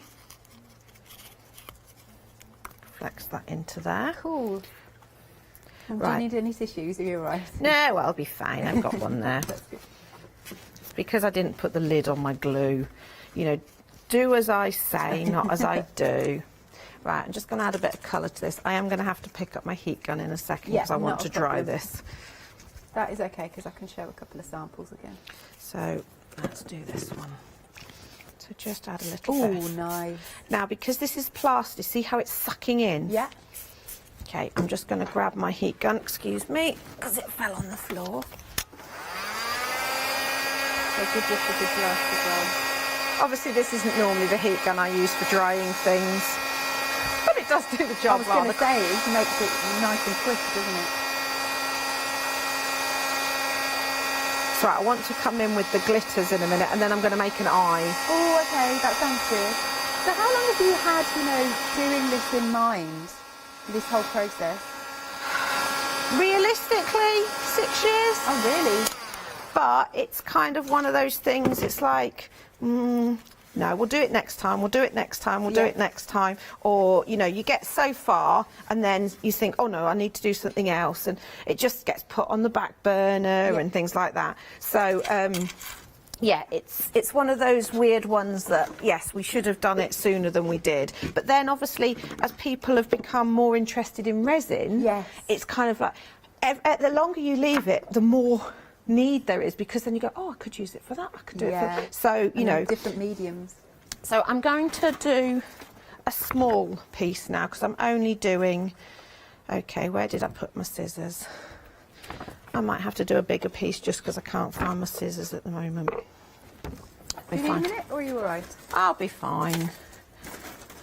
You know when you have a plan in your head. Right, let's do 2 demonstrations in one. Okay. So here's a mould of a flower that I did last night. Okay.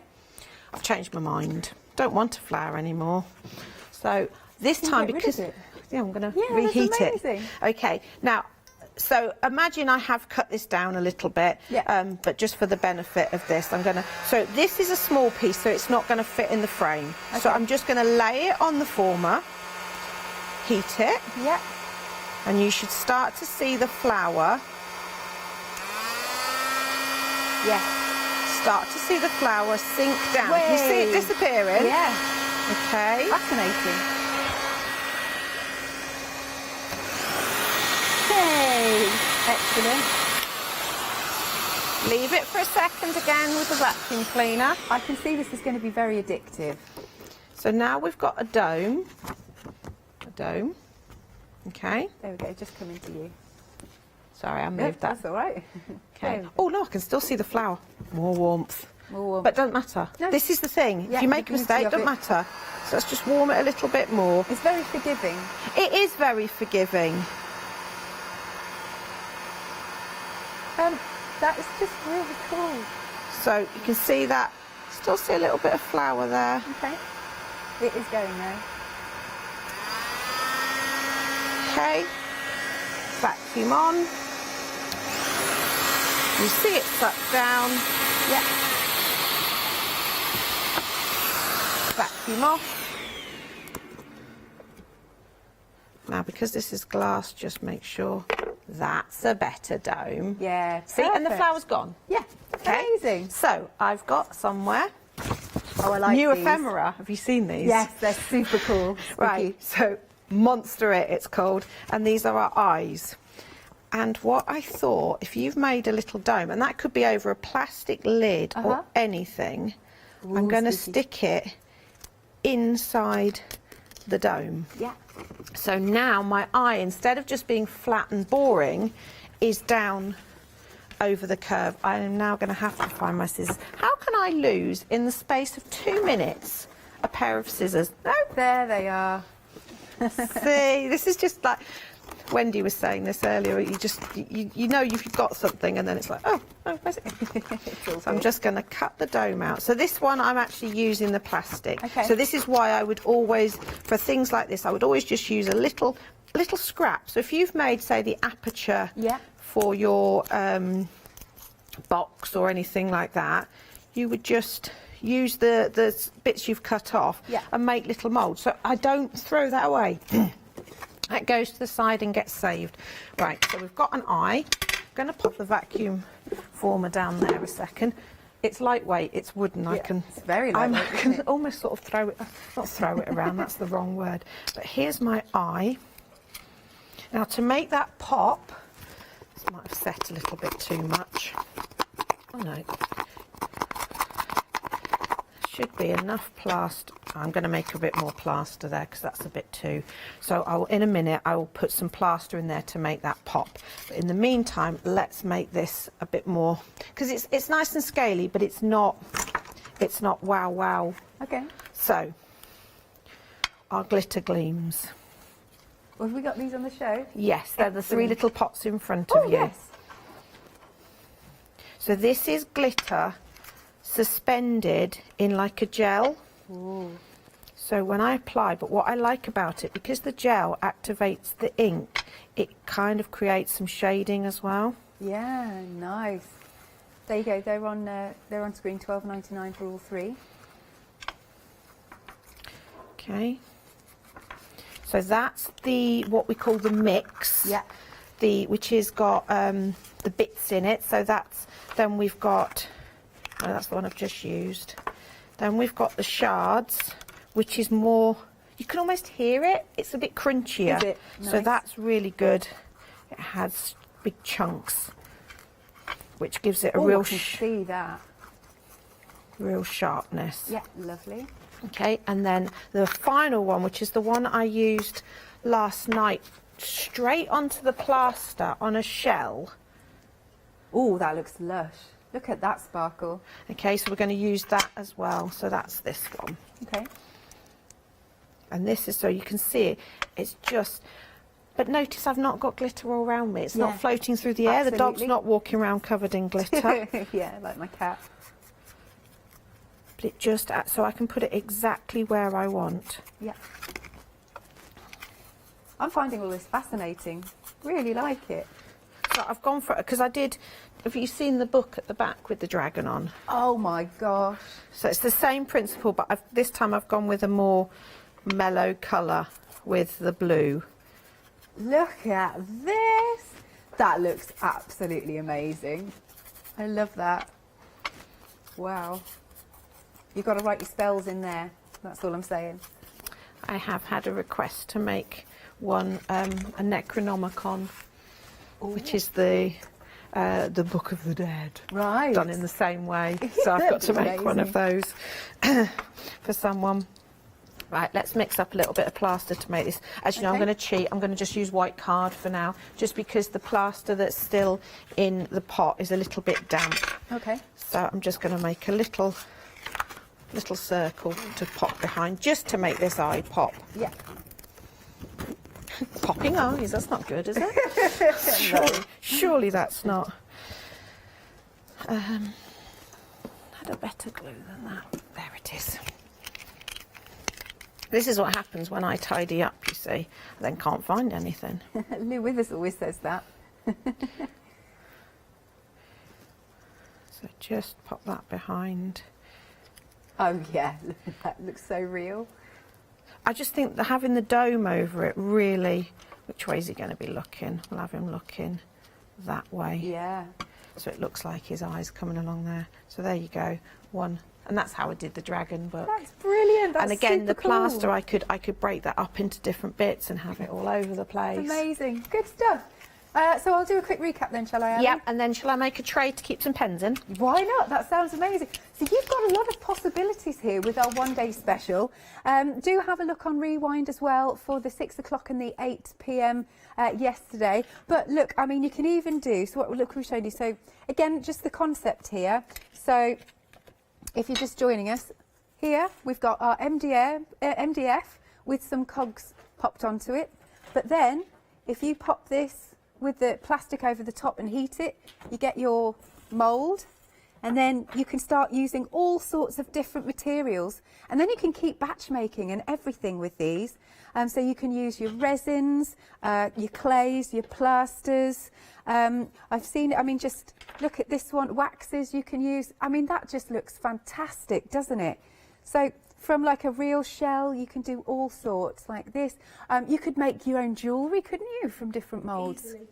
Yeah. I've got loads of broken jewellery here that I use to create moulds from. Yeah. Or, you know, if, say, for example, you want to make a replacement part, you can take the original part, mould it, and then make it out of resin. Amazing. What have you done here? Is these real biscuits? No. Oh, okay. They're plaster. Like, what? But look here.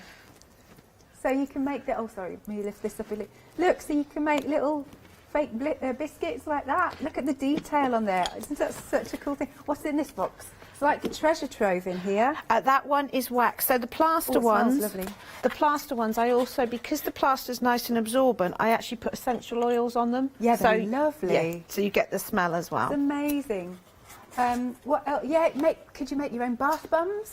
Yes, you just with bath bombs, you have to remember that you need to be able to press into it. Right. So don't go for anything too detailed. If you look at bath bombs, they're always really quite a basic shape. They are, aren't they? Because you have to press into it. And obviously, if you're pressing into a mould, there's a danger you're going to squish bits. Okay.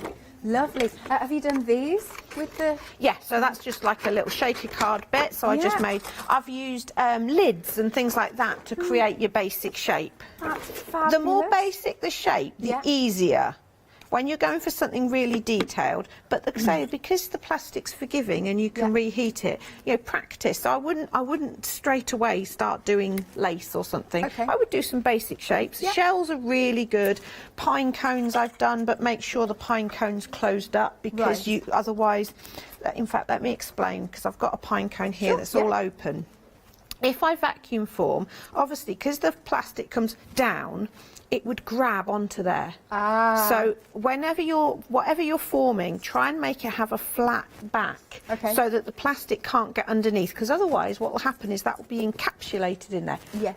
But that's quite nice, because you might want to keep this pine cone because you found it on a walk with your granddad, and you know, and he'd making a memory box. Well, then that's fine. Then have it encapsulated. But if you're wanting to have it so you can pop that out and make a mould, make sure it's closed up and flat so that the plastic can't get in and grab it. Oh, but I do like the idea of a memory book or memory box. There's the frame there with the broken china. This one? Yeah. So they're actually captured in with the bubbles. So they're not glued in, they're just held in because it's formed around them. So, I mean, obviously they're not antique china, but they could have been. Absolutely. Loving this, absolutely loving it. What about, what's this one here that you've done? That's the plant pot.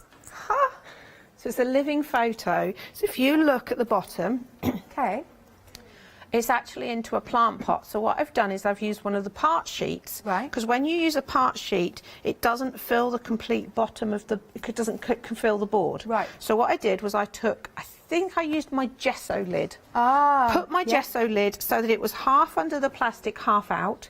Laid a bit of hessian over to give it a bit of texture, and vacuum formed that, which gave me a vase, a pot, which I've then glued to the photo, put some moss in it, and then put my little it's got a fancy name, it's one of those air plants that apparently are really easy to keep. We'll see how I get on with that one. Nice. But yeah, I just thought, you know, I really like the idea of a living photo. So obviously I had a photo of a grass, but that could be a photo of somebody by the riverside or something, and have that as the bulrushes, or it's just another way of bringing things to life. Love that. Right, so with your one day special, now you've seen how it works, you're getting then your performer tool, you've got your full instructional DVD, and you've got several sheets of the forming plastic. Oh, and of course you've got the bulldog clips to help too. Not just a £15 saving, because if you're a Freedom member, it's a £22 saving, and you can also spread that cost on FlexiBuy. And there, it's coming up now. There you go. 2 payments of £31.50. 726828 is your item number. We are over half the stock gone. This is going to be a brand new tool for you to play with. You're going to get addicted to it. Yeah, they're all in my ear going, this is cool. Yeah. And you're absolutely right. Play with it. Yeah. Because when I came to pack the samples away, I'm like, oh, I haven't actually done many samples, but I've formed so many different things, and then gone, oh yeah, I will use that one. Oh no, right, okay, I'm not going to use that one. I can't think of a use for it. Reheated it. Yeah. Along next to the pots of plaster is my driftwood. Under there. There you go. Okay, so there's my driftwood. Yeah. And the mould and the piece of cardboard you picked up is where it started. Right, so here you go. So there's my driftwood. Yeah. There's the mould it came from.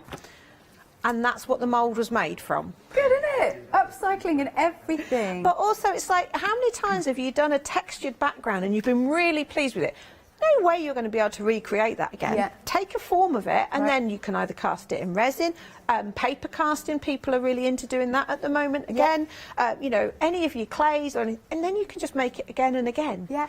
And change the colour, because that's the other thing is I've made a card and it's or a project or something, and I've got, oh, I really like that. But I don't want it in black, I want it in white. But this way I can actually recreate it ever so easily. Good stuff. Right then, we're just going to show you a couple more items, then we're going to come back to you, Ali. What are we doing though? Where am I? Oh, I've got the plaster here. It's here behind me. I was like, right. Here you go. Look, you've got a lot here. Each one is a kilogram, and you're getting both of them. And look, very reasonable price, £12.99. This is going to go a long way, and you're going to be able to do loads of different moulds here. 443706. So it might be worth getting it alongside, actually, your one day special, because that's on FlexiBuy, which means it opens up your Flexi basket. So you're only paying for one of them today. There you go. 443706. And then we've got more of the forming plastic. So we've got the different sizes. Are they A4 and A5? It's not A5. It's a bit bigger than A5. That's all right then. Basically, otherwise we ended up having some leftover, and it's like, well, that's silly. Yeah. Let's give the leftover to everybody. So yeah. So shall we make a pen tray? Oh yes, let's go for it. So $14.99 though for these. They get how much? Just how many sheets do we get? You get 30 in total, 15 of each. Excellent. Okay, let's do it. Okay, so I've just right. How many people have a random array of pens and pencils? True. Okay, so I'm going to imagine I'm making a little tray to go in a pot. So this doesn't ruin the pens? It's a little because I'm using the heat gun. I have to be aware that I'm doing plastic pens and pencils, so I'm not going to heat the plastic quite as much. Also, I'm not making a mould of these pens. I'm making a tray that it's going to stop them rolling about, so I don't need it to form quite as closely. Yeah. So I just want to get it a little bit warm until I start to see it sag a little bit. So I can see it starting to, because you can see the. Right, so I'm going to give it a little bit of a help.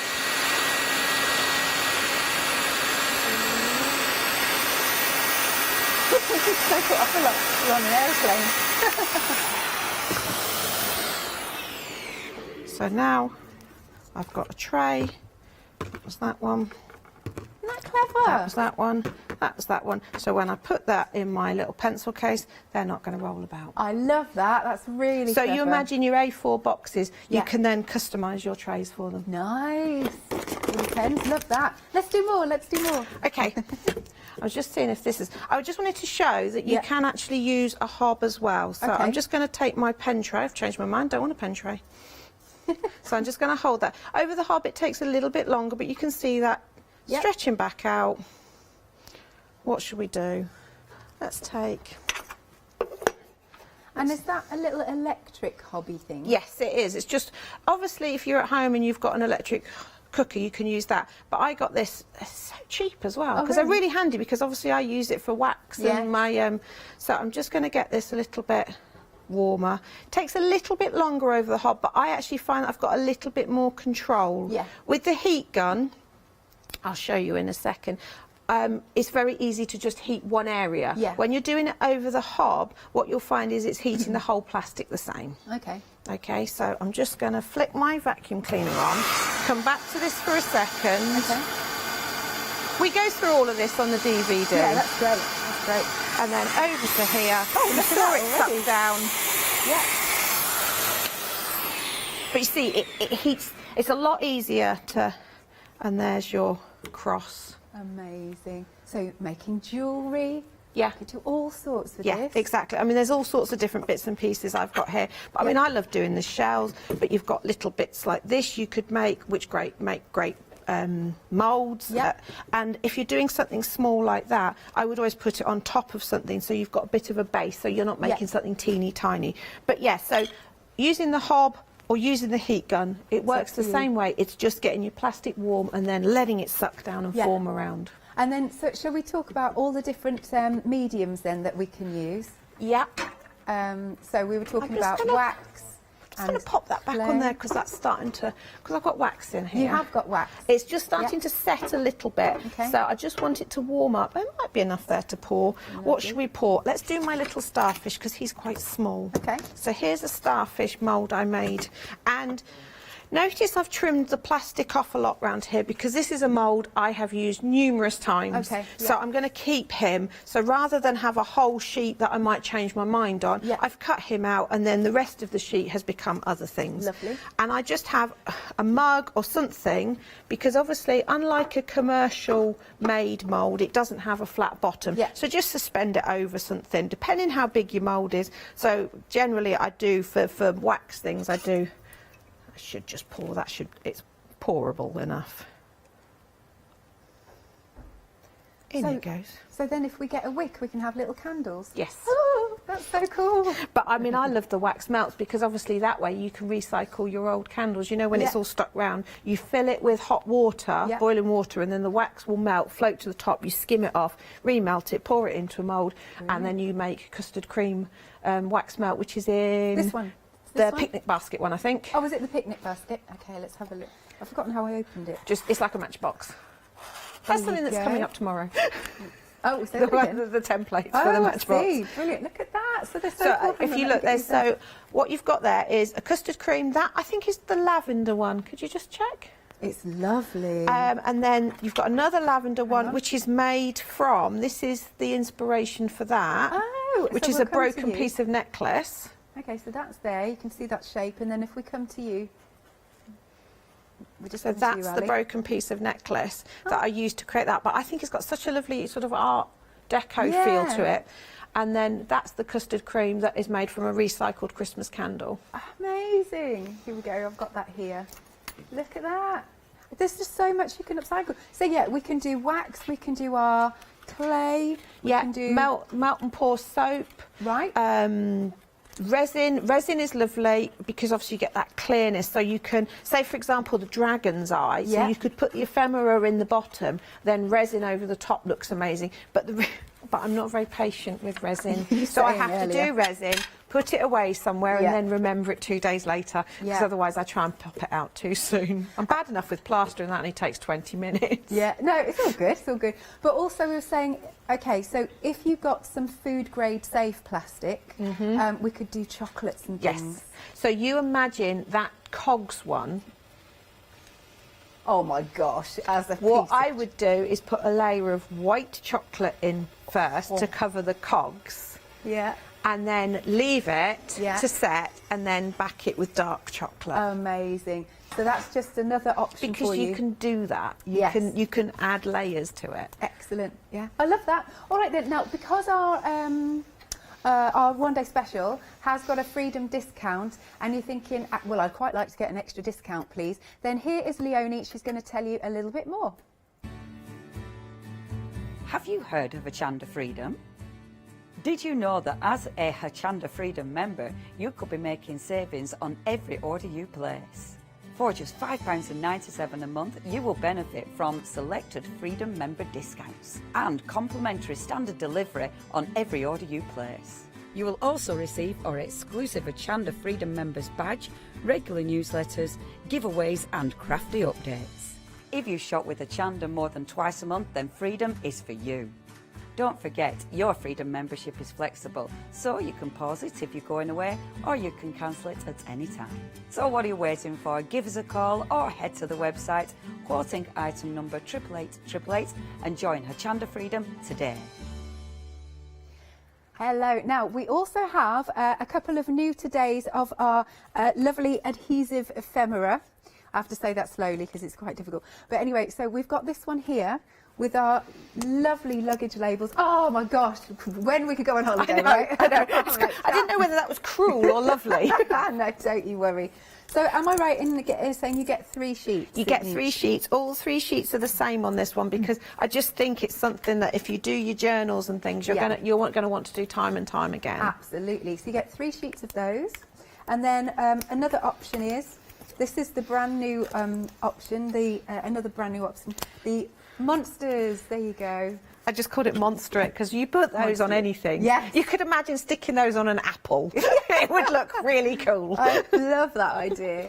Just put that in the fruit bowl. Oh, could you imagine? It scares somebody to death. Halloween. Yeah. They'd be in everything. Well, they would be for me. You know what I'm like. So we do have more options on the website. And you pick and mix of any 3. Oh, that's good. Yeah, so you can get those brand new ones, or you can choose some of the other ones that we've had on the shows previously, but there's loads to choose from there. The photos are lovely into the resin, so I would take something like a square piece of MDF, make a form of it, put the photo in the bottom and then pour the resin over the top. Oh, that's a nice idea. Yeah. In fact, I don't know if we're going to show. Are we going to show the MDF and more as well? Because there's frames in that which are lovely. Oh, where? The cactuses. Oh, sure. Let me go and get that. Sorry, yes, I just forgot. I forgot about them. They're sitting at the back there. Hang on a second. Oh, look at the samples. These are brilliant. Hang on. So I'll just grab. Let's put that there because that's the backing. Let's grab that. Because there's frames in these as well. Oh, I'll go get them again in a minute. Here we go. Okay, so because this is a pick and mix as well. Right. And these are the new ones. This is our cactuses and succulents, which again I was thinking making little terrariums for them to go in and things like that. That is so cool. So again, do we get 3 sheets? 3 sheets of the sticker. Now this is on white this time because they're designed to go over the MDF without you doing anything. Yeah. Nice. And then on the website there's pocket watches, which again you could make domes to go over. Yeah. Frames, which again works with the form because you can then form it, then put things inside it. This looks absolutely awesome. This amazing. Okay, so have a look again at your options on the website. $11.99 for these. 190721 is your item number. So you've got your cacti there. I love that. That's a nice new one. Yeah, pocket watches. I remember those. And the chemistry lab, which was the little test tubes. Again, combine it with forming little things to put them in so you could make bubbles and there's so much you can do. Excellent. All right then, shall we come back to you then? Okay, so what I'm doing, I'm going to multitask here. On my former, I have got a little form I've made, and all I've done is I've chopped up some card. Now this is grey board because I wanted it to have sharp edges, because as you saw when I did the dragon, that sucked down and squashed the card and gave soft edges. I don't want this to compact. Okay. So I'm just heating my plastic, going to flick the vacuum cleaner on. Just make sure the plastic is nice and warm. Yeah. That's the secret. If the plastic cools down, it won't suck down enough. Okay. Not a problem. Go back, reheat it. It's, you know, don't think, oh, I've wasted a bit of plastic. You haven't. Onto there. Excellent.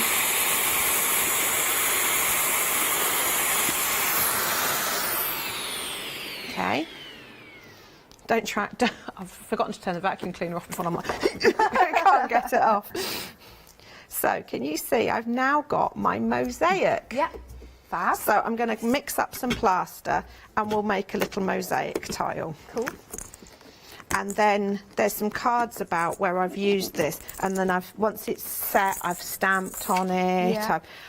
I did try doing one with the ephemera, but I made the mistake of painting the plaster first, and then of course it wouldn't stick. I see. So I will do one where I do the ephemera straight on, because I was thinking the crackle ephemera. Oh, yes, please. So, but I confess, I ran out of time. I was too busy making forms and sucking plastic around. I confess. Because I suddenly thought, oh, I ought to make some. I literally had piles of plaster and plastic forms. I'm like, I think I need to start making things. So, here's my plaster I was mixing up earlier. And do you remember I said I have my little box? Yeah. And I'm just going to take the bits, tip them in there. Ignore the fact there's a bourbon biscuit in that box. It is one for forming. So then that gives me my texture for projects. Lovely. Good stuff. Okay. So, and also, I use a lolly stick, and every so often I just break the plaster off that as well. It just pops off, which is good. Right, so, because I've used the plaster, but I've not explained it very well. All good. So, here's my trusty measuring spoon. I don't know why I use this one, it's That's pretty. right, handy, it does the job. And I think it's because ceramic measuring spoons aren't the best, because I dropped one. Oh, did and you? then obviously I haven't got a full set, so this one stays in my craft room. That's good. And also I think because it's ceramic, I can just wipe it and things. Yeah. Right, so 1, 2. So 2 parts plaster to 1 part water. You can weigh it. That works just as well. Depends what your setup is in your craft room. Oh no, this is easier. And also by doing it as a tablespoon, I'm not mixing up too much. Yeah. Right, let's pop that on. Okay, let's try and do this so you can see. And it doesn't take too long to mix. It doesn't, and you want it to be, I think I was deciding yesterday, double cream was the sort of consistency. It doesn't matter if you go a little bit too thick or a little bit too thin. Okay. It will sort itself out.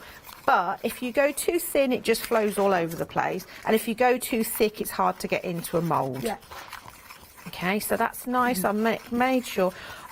A silly thing, I know, use a round pot to mix in. Okay. Because if you use a square pot, because we'll quite often have the takeaway tubs and things, but you get a corner and the powder, and then you're not getting your ratio right.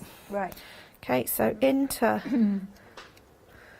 At home, I don't work on a glass cutting mat And I've just realised why, because it's really hard to see a clear thing on a glass cutting mat. Just right, and then you have to sort of wobble it so that it will flow into the thing, and then I give a couple of taps just to release any air bubbles up, and then you pop that to one side to dry. Now I've got a spare bit of plaster, so what have I got kicking about that I can take a mould from, which we can work on. This will be for the, my wax is set, so we'll just nearly. That didn't take long at all. It's not quite, it's still a bit soft in the middle. Oh, okay. So I best not pop that out, or I'll make more of a mess than I already have. Oh, there's a custard cream mould here. Amazing. So I'm intrigued, right, because you mentioned just before we went to it something about spanners.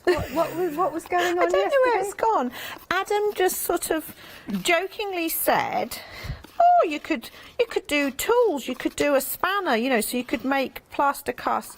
And suddenly a spanner appeared in front of me. So yes, where did I get that from? That's funny. I don't know, but it's disappeared. So obviously it wasn't asked for you. So I was like, where's my spanner gone? But yes, so and we literally took a mould.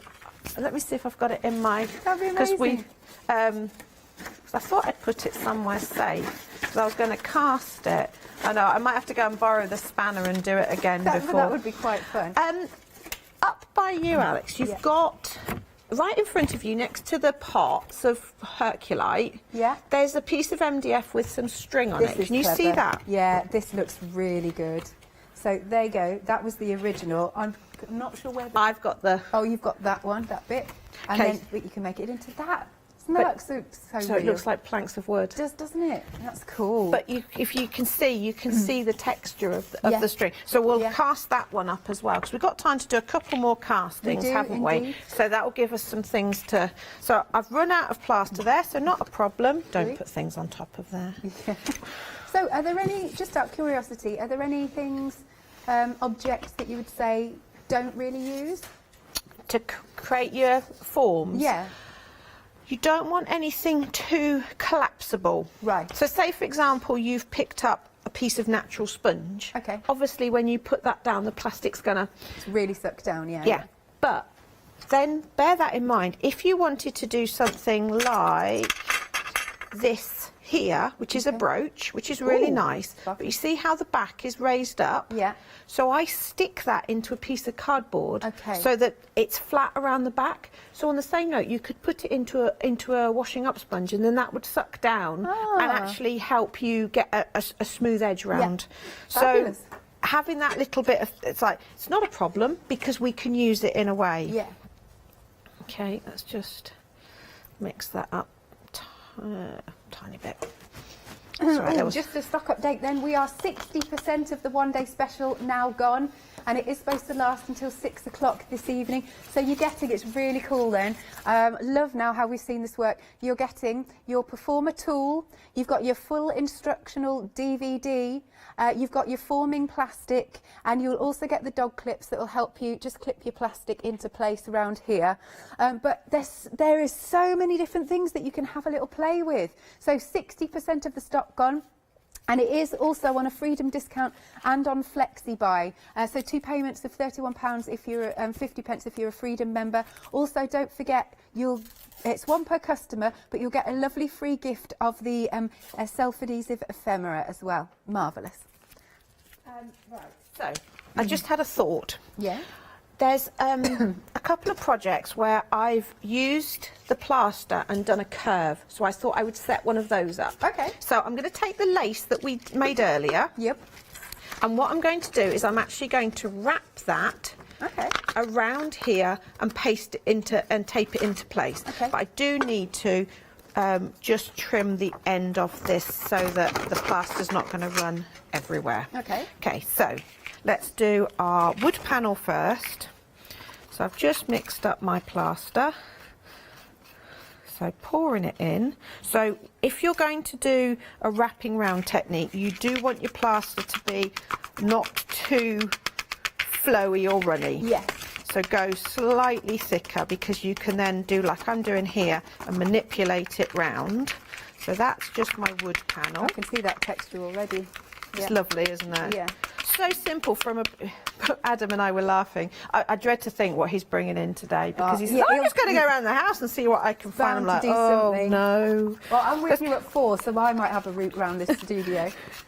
But the funny thing is with the lace, it's literally, my husband went, he saw the lace laying on the side. Now, either I'm really predictable or he just knows me really well.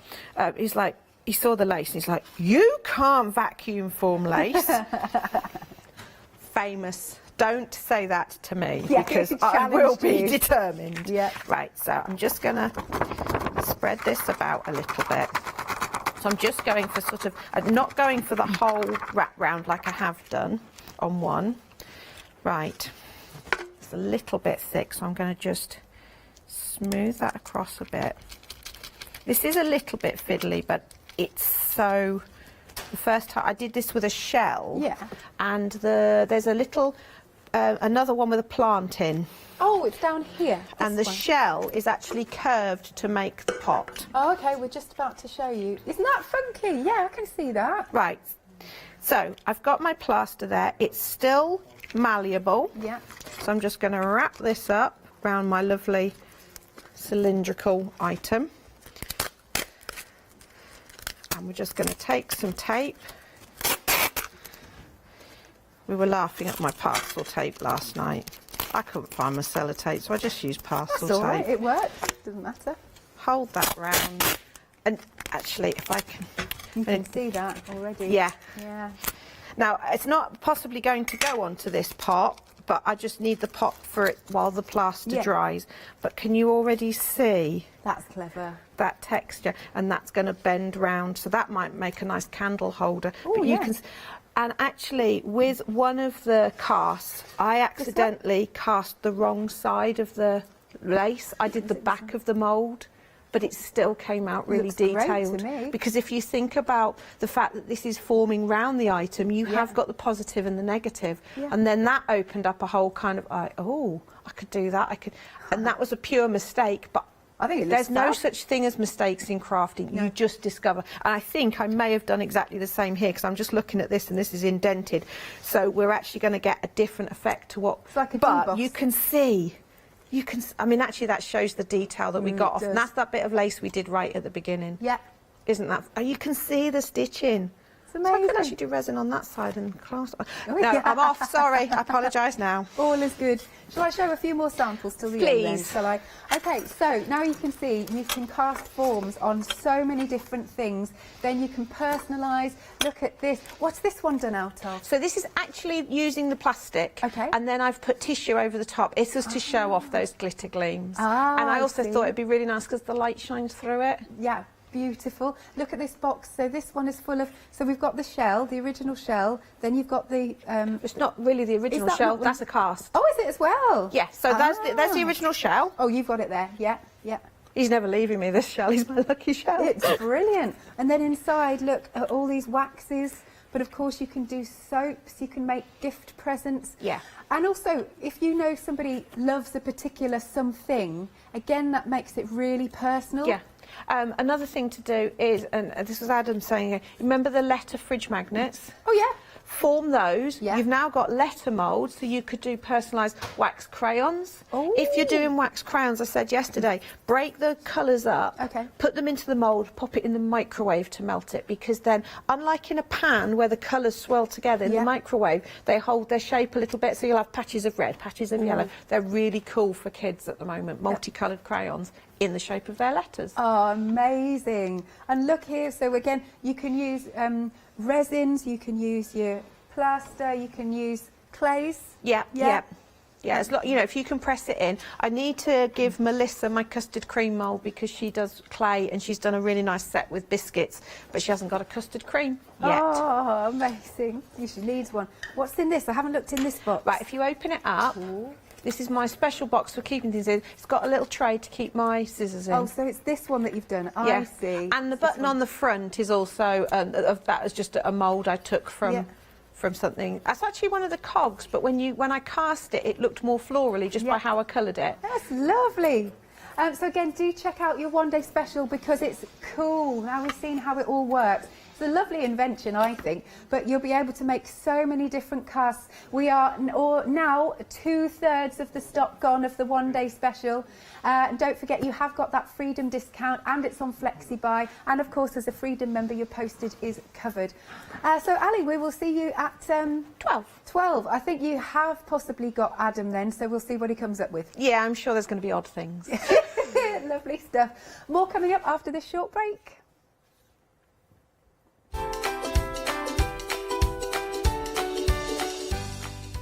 We have got the jewellery box coming up next. There's some beautiful goodies I can see at the other end of the studio.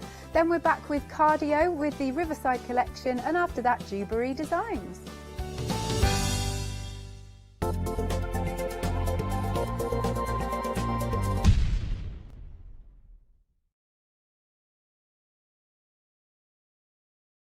Exciting news! For the 5th year in a row, Hochanda has been awarded the top accolade of Platinum Trusted Service Award from Feefo. These awards recognise businesses that deliver exceptional experiences as rated by you, our customers, and we're honoured to have been selected. The Trusted Service Award means you can shop with confidence based on the reviews from over 60,000 Hochanda customer experiences.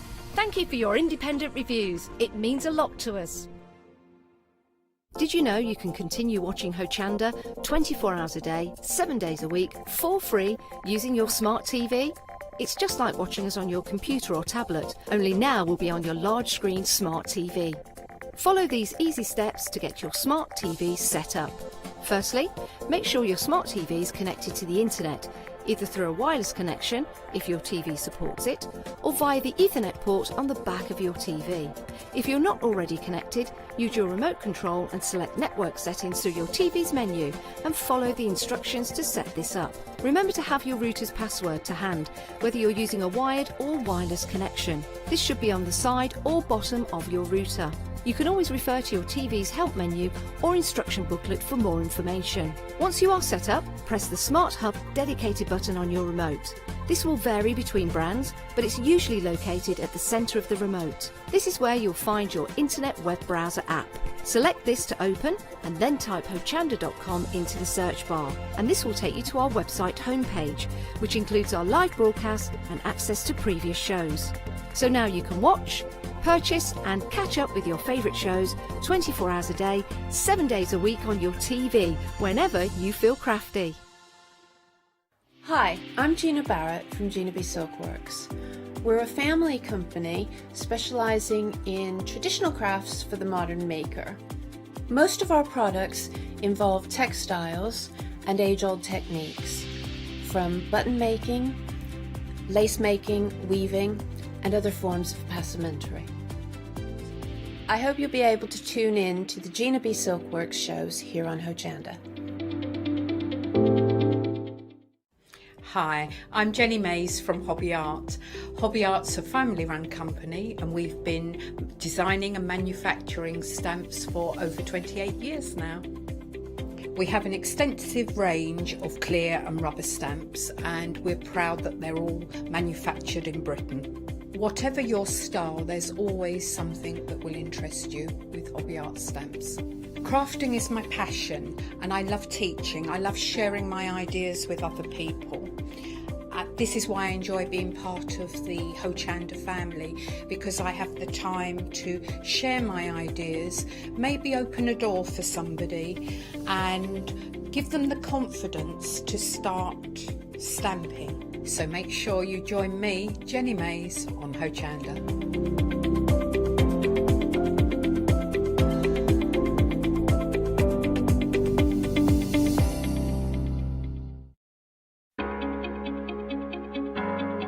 Flexi order has arrived at Hochanda.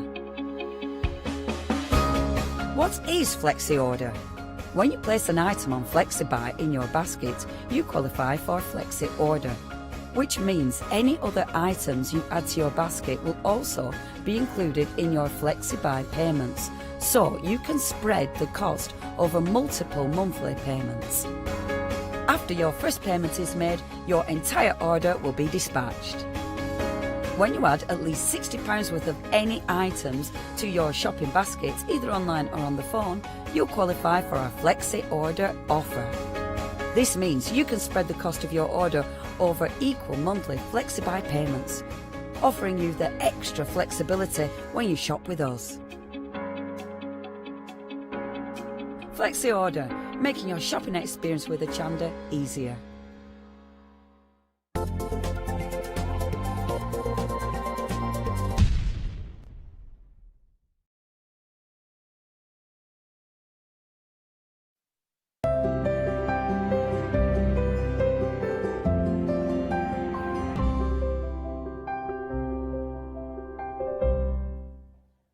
A very good morning to you. How are you this morning? I hope you're well. We have got a fabulous show lined up for you. Even if I say so myself, I thank you. Yes, beautiful jewellery, something that you can make, create at home, give as a gift, of course, or treat yourself. We need to treat ourselves, don't we? It's been a long year. We need to treat ourselves. And how beautiful is this chain mail bracelet. Absolutely gorgeous. Not only does it look beautiful, but it feels beautiful as well. And that's what you want your jewellery to do for you, to feel luxurious against the skin and also feel very comfortable as well. And that's exactly what we've got here. Also feeling very comfortable is myself with our lovely guest, Fleur. How are you this morning? I'm good, thank you. How are you? Yeah, I'm very, very good. Really looking forward to this show because we've got lots to talk about, haven't we? We have got lots to talk about, yes. Now, first of all, if anyone's not seen you before, we've had you here on Hochanda before. Let's talk about rocks and chains. Let's talk about you and your journey into jewellery. So I've been making jewellery for, since I was a little girl. My mum used to get me jewellery from charity shops, and I used to fix it. And I've always loved jewellery, but I could never afford the jewellery that I wanted. So I had to learn to make it. And that's how I started. It wasn't my career to start with. I worked with horses for many, many years. Hence the brooch. And the brooch, And the dress, notice that. Very nice. And then Rocks and Chains was born about 12, 13 years ago. And it was purely for me to make chainmail jewellery to then sell worldwide. Why chainmail jewellery? I'm absolutely obsessed with history. Oh, yeah. And it just is, it's an amazing art form. So chainmail is the only jewellery art form that has an artisan council. So it has an artisan council. So when someone makes a new weave up, it has to go to the artisan council to then be approved. This one that you're looking at now, though, this is from medieval times. So this is what our European knights wore as armour. Wow. So this is the actual way that they used to make chainmail for armour. It didn't last very long. It only lasted about 30 years, and then rivet mail came along because it was just too heavy and it took too long to make full sets of armour. But yeah, it just fascinates me because it's amazing that with 2 pairs of pliers and some little circles of metal, you can create something like this. That really is extraordinary. The armour itself was heavy on those knights, but this feels very light. But you know when I say it feels luxurious, it fits. As soon as you put this on your wrist, it just fits beautifully. And you get there's over 1,000 patterns. This is a different pattern that I've got on here. So this is a dragon scale pattern. So there's thousands and thousands of different sort of like weaves and patterns that are around, and all from different parts of the world. So we've got one coming up later, which is a Japanese pattern, which the samurais used to wear as their ceremonial armour. Part of that. So yeah, it's got huge history, and that's why I loved it. Oh my goodness, well what a talking point as well when you make your jewellery, right, and of course wear it and be proud of it. But again, I can't say this enough, the way it feels, just beautiful. Right, let's talk about gems, because that's where we're going to start. We're going to start with the gems, and these are beautiful.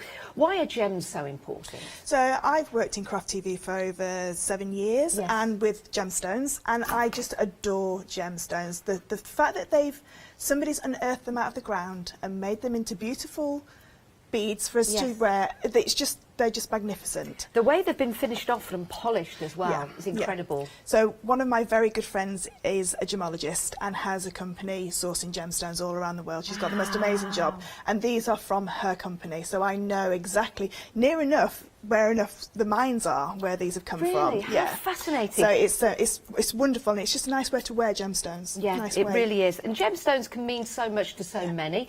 Do your own research, of course. But I instantly recognise one of them, and that's the tiger's eye in the middle just here. Absolutely love tiger's eye. I've got some rocks, gem rocks at home. I think it's fascinating. Again, do your own research as to what it could possibly mean to you. And that one's got their chatoyancy in it, so that really does move with the light.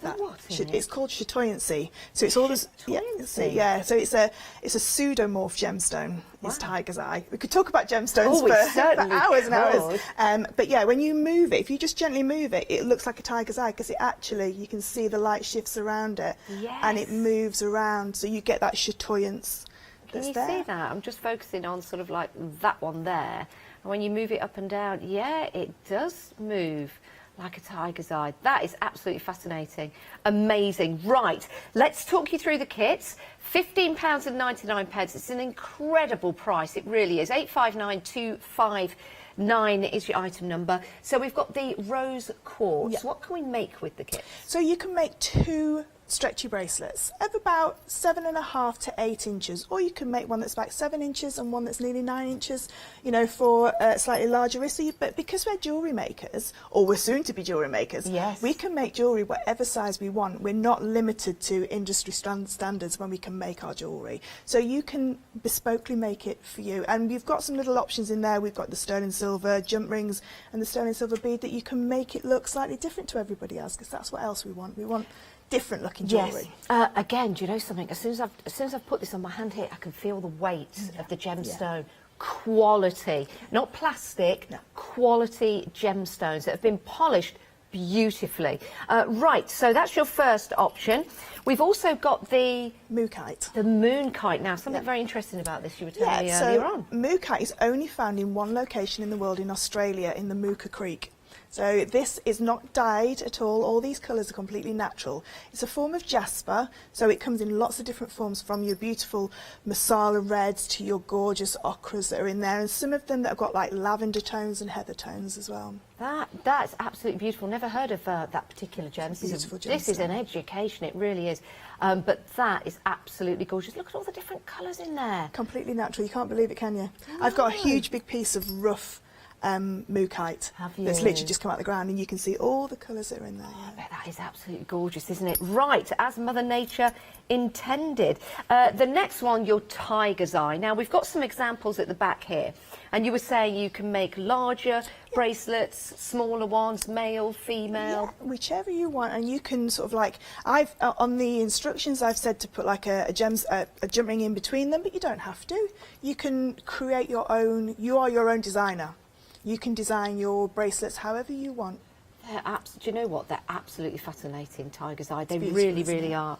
And it feels cool. You know, the gemstones, they feel cool against your skin. And then they warm to your temperature as well. They're fascinating. Right, the next one we've got for you is your black agate. That's black agate, yes. So it's like your staple in your wardrobe, isn't it? It will go with everything. Whatever you're wearing, day or night, you know, whichever event you're at, this will shine, this will look beautiful. And again, like you say, that beautiful polish, so it's really glossy. Yeah, it certainly is. Absolutely stunning. Natural as well, which is really, really important. And then the final one we've got for everyone is your Amazonite. Now this is quite extraordinary. This again is a completely natural gemstone, so all those colours are how it comes out of the ground. It's found in Russia and in Brazil, this one. So this one is a Brazilian one. Yeah, the Russian one is slightly darker. But yeah, just beautiful. You can see some of the darker elements in there with the host rock. So gemstones form because lots of different things happened at that time millions of years ago. Different things entered, like different elements entered, and that's what's coloured the gemstones. Wow, absolutely, truly fascinating. What a story to tell as well. Maybe do some research, and when you make and create, and then you could always print that out and give it as a gift when you're presenting this. Now, I'm going to ask the question, can we make and sell? Of course you can, yeah. Wow. You can make and sell, yeah. Superb. If you look on any search engine for a gemstone bracelet with stone and silver, you'll see the astronomical prices that they charge for finished pieces. Yeah, and often you want to buy a bracelet like this and you go for the cheaper variety, the plastic, and it's not the real thing. So now you can make the real thing, £15.99, 8 at 59, 259, and that will make you 2 bracelets. That's £8 each. Yeah. And one's got stone and silver, a lot of stone and silver in it. Yes, sterling silver in there as well. That is an incredible price. Do check out your baskets and don't miss out. Right, now the bracelet that I'm wearing, the chainmail, oh my word, this just feels beautiful. And we've got some colour options for you as well. Now, it's a 4-in-1, so how does that work with the kits? It's called European 4-in-1, so that's just the name of the chainmail weave. It basically means that one jump ring holds 4 in place. Okay. So that's the sort of like the nature of how it's designed and how it's been made.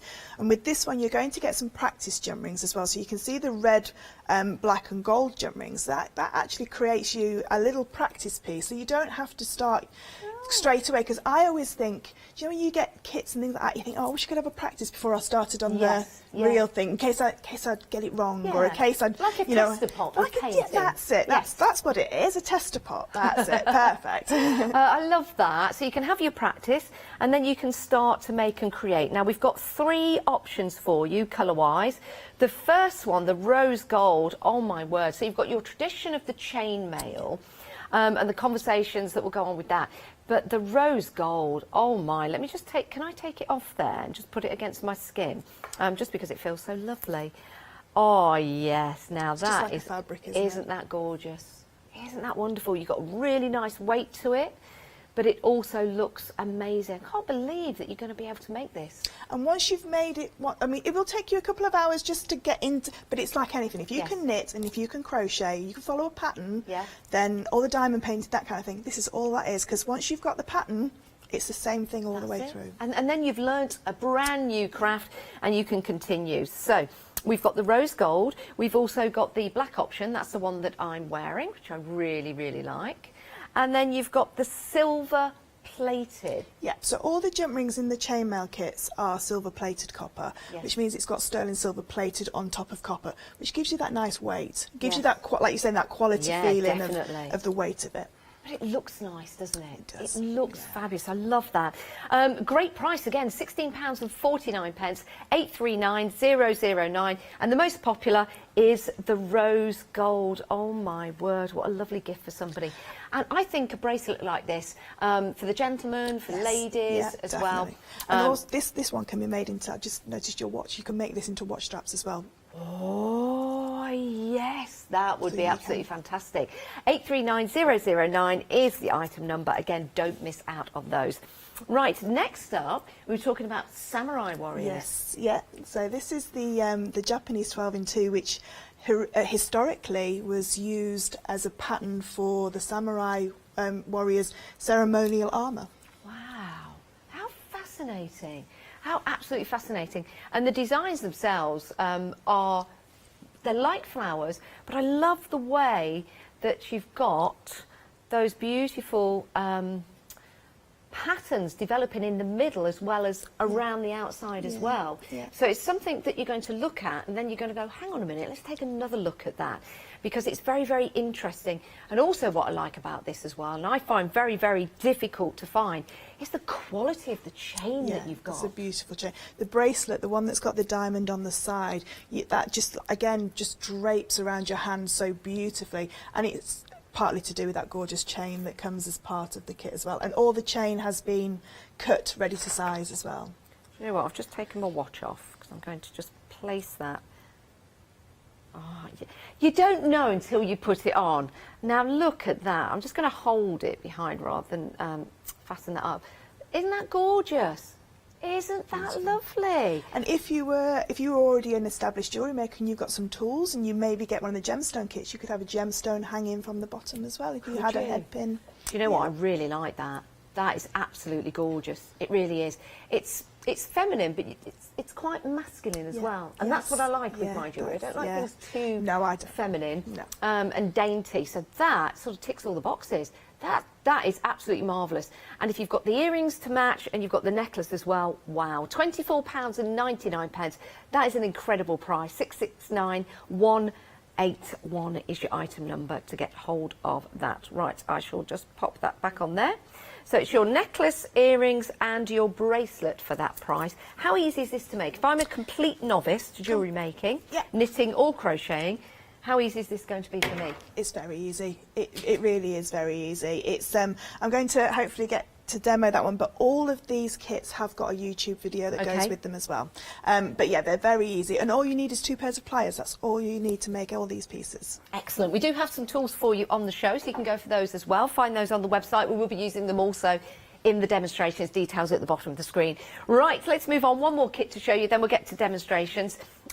This is something which is absolutely beautiful as well. The butterfly chain mail? Chain mail, yes. Chain mail. Now this is a bracelet kit that we've got for you here. So if I pick one of these up to show you, there you go. And you've got 3 different options here. This is the best thing about my job. I love this. So you've got that beautiful gold and the silver. So silver and gold, I do like that combination. I do like that combination because if you've got rings, for example, that are gold, this is going to be perfect because you've still got a little bit of silver in there and vice versa. And the detail, isn't that fascinating? Look at that as you go around. Almost looks like you can see love hearts in that. Beautiful. So that's your gold and your silver. I'll pop that one down because we also have the rose gold as well. Let me see if I can hang that back on there. If I can't, I'll just lay it down. And then we've got the rose gold, which again is a nice delicate pink colour. So you've got that suggestion of the rose gold in there. These are lovely. They're beautiful, aren't they? Difficult to make. Yep. It really is, because it's a pattern, and you know, you've got your written tutorial that comes with the kit as well, with all the photos. But like I say, you know, you have got that help as well with that demo as well. Love that. So that's the rose gold and the gold, and then let me pop that there. You've got the silver. Now, are these silver plated? They're also all the sterling, all the silver jump rings that are in all of the kits are silver plated copper, and then the colours, the black, the gold, and the rose gold are coloured on top of copper. That is absolutely fascinating. The pattern that's in there. Do you think that you're going to make that? Wow, £16.49. Incredible prices, incredible prices. Imagine going to one of the boutique shops or one of the jewellery stores and actually buying one of these already made. Can you imagine? Can you imagine the fuss when you walk in, when you put this onto your bracelet, how much that's going to be to buy? When I used to sell these, I used to sell them for like £38, £40. Did you? That's conservative. And then in sterling silver they would be a lot more, but yeah, in the plated, yeah. Wow. So. If you are thinking about a special present for somebody, maybe it's someone's birthday, maybe a special occasion, someone's getting married, for example, what a lovely gift that would be to one another. £16.49, 995 341 is your item number. Now, the tool set that we've got available for you is $19.99. Again, a great price, and that comes with the beading mat as well. The colours will vary with the beading mat, but it does the same thing. So that's going to give you an opportunity to start making your bracelets and your jewellery, and make sure that your beads don't run away. You don't want that. You want them to stay safe and in one area. So that's going to do that for you. And the tools as well, top quality tools. And it makes a difference, doesn't it, Fleur? Very fine nose as well. So all you need to create chainmail is 2 pairs of chain nose or flat nose pliers. Yep. As long as the noses on the inside are nice and flat, then you're fine without any sort of like serrations on there. These ones are powder coated as well, so they're going to protect the plating that's on your pieces, on your jump rings. And that's worth its weight in gold. It is. It certainly is. It certainly is. So that's your kit, and £19.99, 085136. Right, let's get started with the first demonstration. Any questions, please email in. It's studio@hochanda.com. Equally, if you've made anything from previous kits, please send in your pictures. I'm sure Fleur would love to see what you've been up to. Yes, I'd love to see, yes. Yeah, it's always nice, isn't it? It is. It's really nice, yeah. Right, what we're going to have a look at first? So we're going to do the butterfly to start with. Okie dokie. So I'm going to use the very large jump rings, but what I'm going to do to start with is I'm just going to show you how to open and close a jump ring, because that's the premise behind all of the pieces. So like I say, all we need to open and close a jump ring are our 2 pairs of pliers. Now you're going to get in the starter kit flat nose and chain nose. You'll see straight away that the flat nose have got like a flat, these are called the noses of the pliers. So this here is a nice and flat nose, and then we've got these beautiful rounded ends on the top here, but again flat on the inside, so we have 2 pairs that can hold our jump rings nice and steady. Now it doesn't matter if you're left-handed or right-handed. I always talk about your dominant and your non-dominant hand, because some left-handed people are right-handed when they make jewellery, especially if they've watched like craft TV, because it's all tends to be right-handed. So what we're going to do, just to open a jump ring, so I've got just a normal jump ring here. I'm going to hold it in my non-dominant hand, which is my left hand. I've got the cut of the jump ring just at the top there. And they'll come, when they come to you, they're very, very slightly open where I've cut them, and these are all saw cut. And the difference between a saw cut jump ring and a machine cut or a snipped jump ring is you get one side that's pointed and one side that's flat. With a saw cut, you get 2 sides that are straight, so you don't have any gap between, and it's seamless when they go back together. So all we're going to do to open it is take our other pair of pliers, and we're just going to twist that jump ring ever so slightly. Pull it apart? No, we never pull it west to east. We always do north, like you're opening a door. So it's just a little movement with the wrist there. So if you think of it as a clock, you're holding it at 12 and 6, and then you come in at about 3 o'clock, and all you do is you just twist it towards you, and then to close it, all you do is give it a little wiggle, a chainmail wiggle, and then it goes back together. Brilliant. So try not to use your hands to open them. I see people holding their hands and sort of like opening them like that. But you can see all it takes is that little bit of opening, and then it goes back together, and it's nice and seamless, and you can't see where that gap is. So there is on the YouTube channel, there is a YouTube video on how to do that as well. So doesn't it make it easy having the right tools?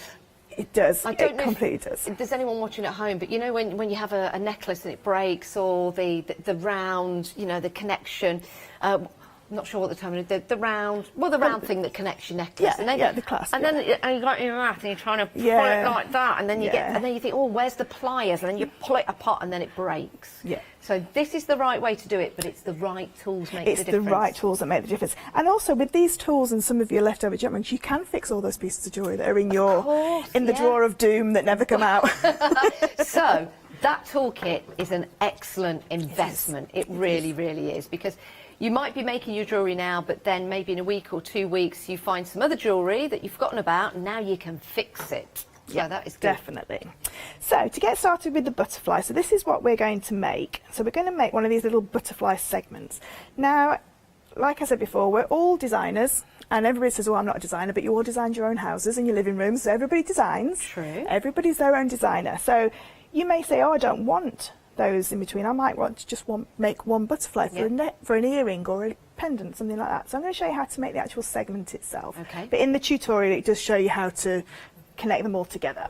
So what we're going to do is we've got 2 different sizes of jump rings for this. And we've got some jump rings that are 4mm in diameter, and you don't really need to worry about the size as it goes through it in your list of ingredients, and it's on the bags as well. And then you've got some 5.5 jump rings, which are the centre jump rings. And what I've done here is I've taken the black jump ring, which we're going to class as our 5.5 jump ring, and I've just taken 8 of my smaller jump rings. Okay. Now I've got 8 on there because I need 4 for one wing and 4 for the other.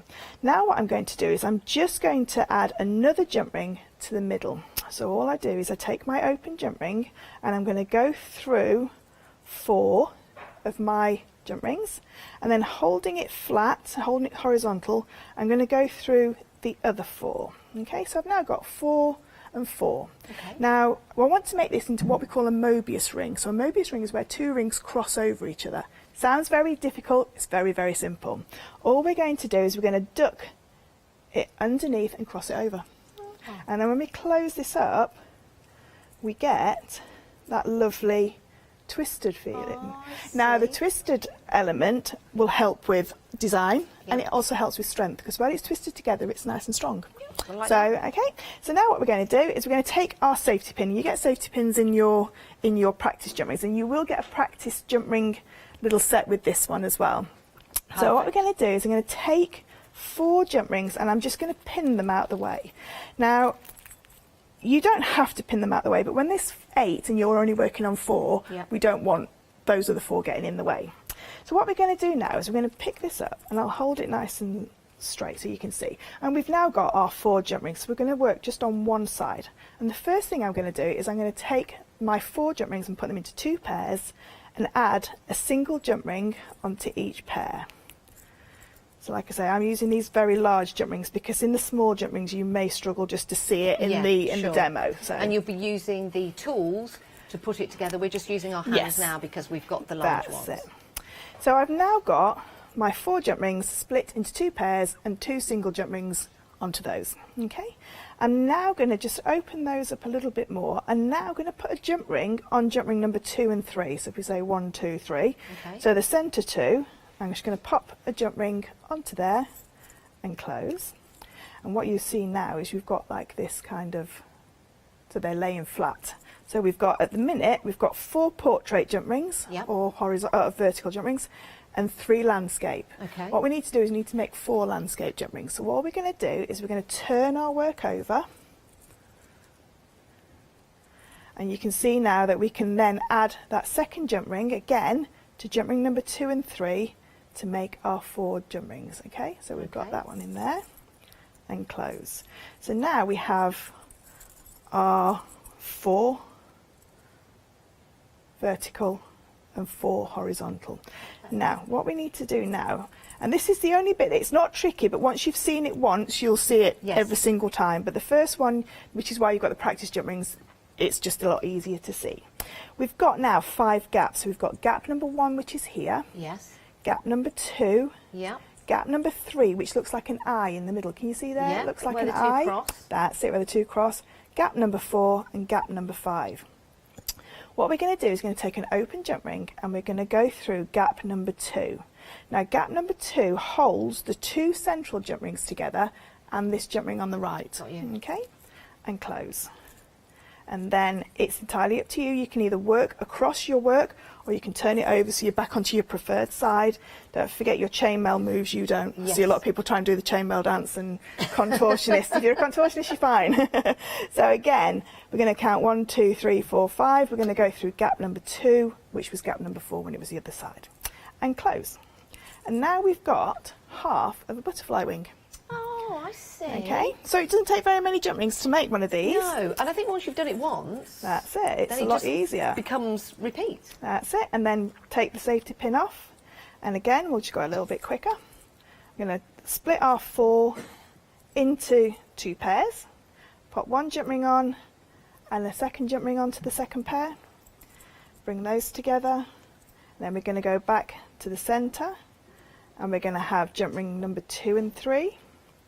And we're going to pop a jump ring on number 2 and 3, and then we're going to turn our work over, and that's the step that people forget, to turn the work over, but it soon makes sense when you think, ooh, I haven't got 4 jump rings. Yes. And what I tend to say to people as well is it's easier if you set out your 4 jump rings on the side and you know then that when they've gone you've done them. Yeah, good so point. Set your 4 jump rings out on the side, and I've done that now, so I've put the 2 on either side, and then we're back to that area where we're looking for our number 2 and number 4 gap. Yep.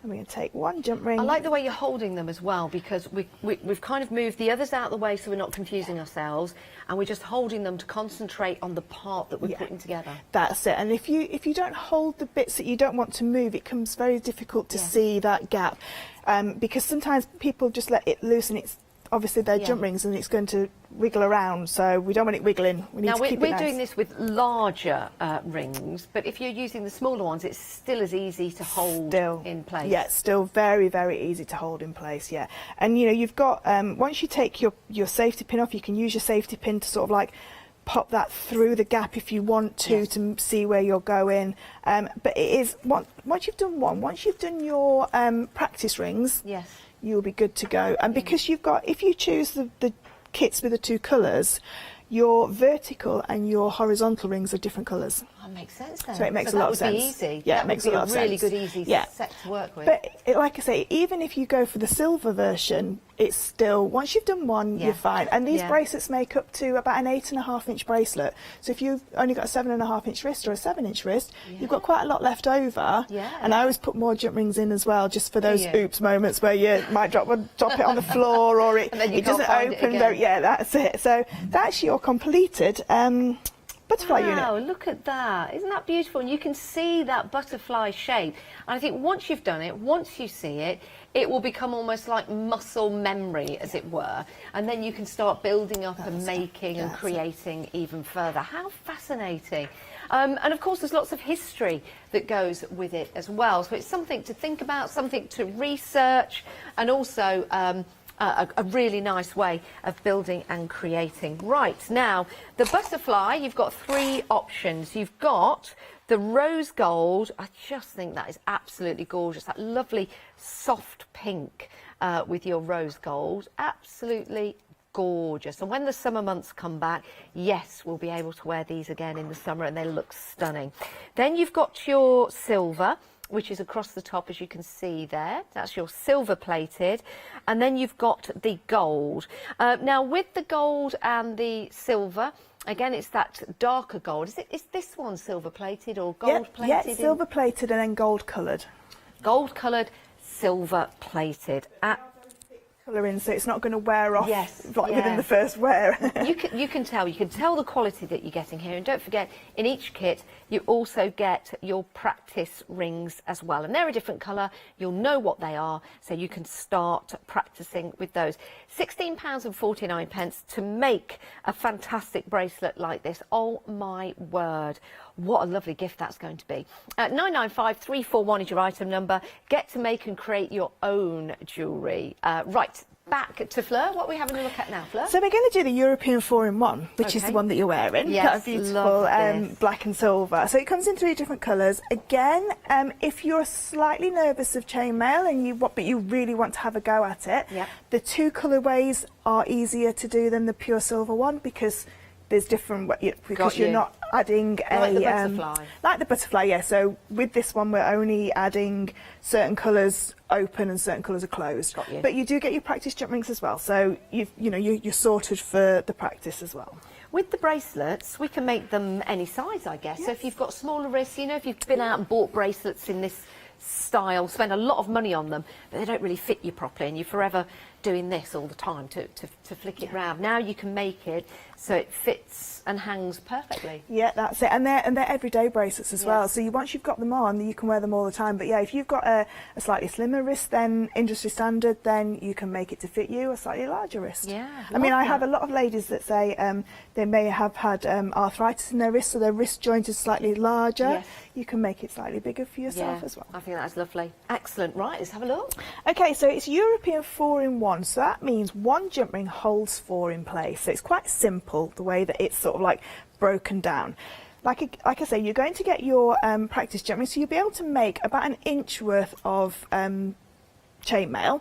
Now that's not to say that if you forget, what I tend to do with these is I tend to put a little tag on them saying what it is and what size of jump rings I've used. But you can take this apart and start again. So your little section, you can take it apart. After the 15th time, the colours may have come off a little tiny bit. But yeah, this one, you can just keep remaking it. And I always think, if you've lost the tutorial that goes with it, the easiest way to remember is to take it back a step. To take it back, a bit like knitting.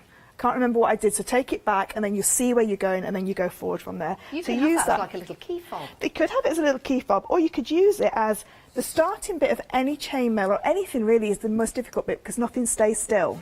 Once you've got that, that's like your starter weave. You could carry on weaving from there and then just take it back to there. Great idea. So you can do that, no problem. Fabulous and if you are going to sell your jewellery, what I was going to say is make them slightly longer, because it's easier to shorten it if you're in an event or your friend says, oh, I like that, than trying to remember how to add things on. Got you, yeah, so make it slightly longer. Very good advice. So what we're going to do is we're going to take some jump rings. And again, like I say, your practice jump rings are the same colours as the ones that are in the tutorial, so you can follow along with the tutorial. I'm going to take 1 open jump ring and 4 closed jump rings, and I'm going to add those onto my central jump ring. Okay, and I'm going to lay this on the board. Now I'm right-handed, so this is the one where if you're right-handed or left-handed, we just have to do something slightly different. Okay, so if we're right-handed, this central jump ring is pointing up and across to the right. Okay, yes. And we can see that these two first jump rings, I've just slid them forward very slightly, and I can see the whole jump ring on those two. Okay. Whereas I can only see half the jump ring on the back. If I was left-handed, all I do is pop it to the left. So that's the only difference. Oh, okay. That's the only difference. It's just easier to, because if you're left-handed, then doing it the right-handed way can be a little bit difficult if you're not used to making jewellery. Okay, so I've got one jump ring holding 4 in place. I can now, from now on, only add in this initial row 2 jump rings. So I've got to take 2 from the original piece and 2 loose jump rings. I'm going to take an open jump ring. Now in this kit you've got there's a little card in there that says like 4-in-1 sort of like hints and tips, and it just says little things that will just help you along the way. Okay. So this open jump ring, we're going to take it down through this bottom jump ring here. So it's going to go down through the red jump ring, and it's going to come up through the black jump ring. Now you can see it's naturally sitting underneath the previous jump ring. So it's in pattern. We can see there that it's nicely in pattern. And all we're going to do now before we close is we're going to add on our 2 closed jump rings, and then we can close that one up. And it's as simple as that, this weave, for this initial weave. So I'm just going to spread that out so you can see. So again, taking my next 2 jump rings, I can take 1 open jump ring. I need to take 2 from the initial weave and 2 that I've got that are loose.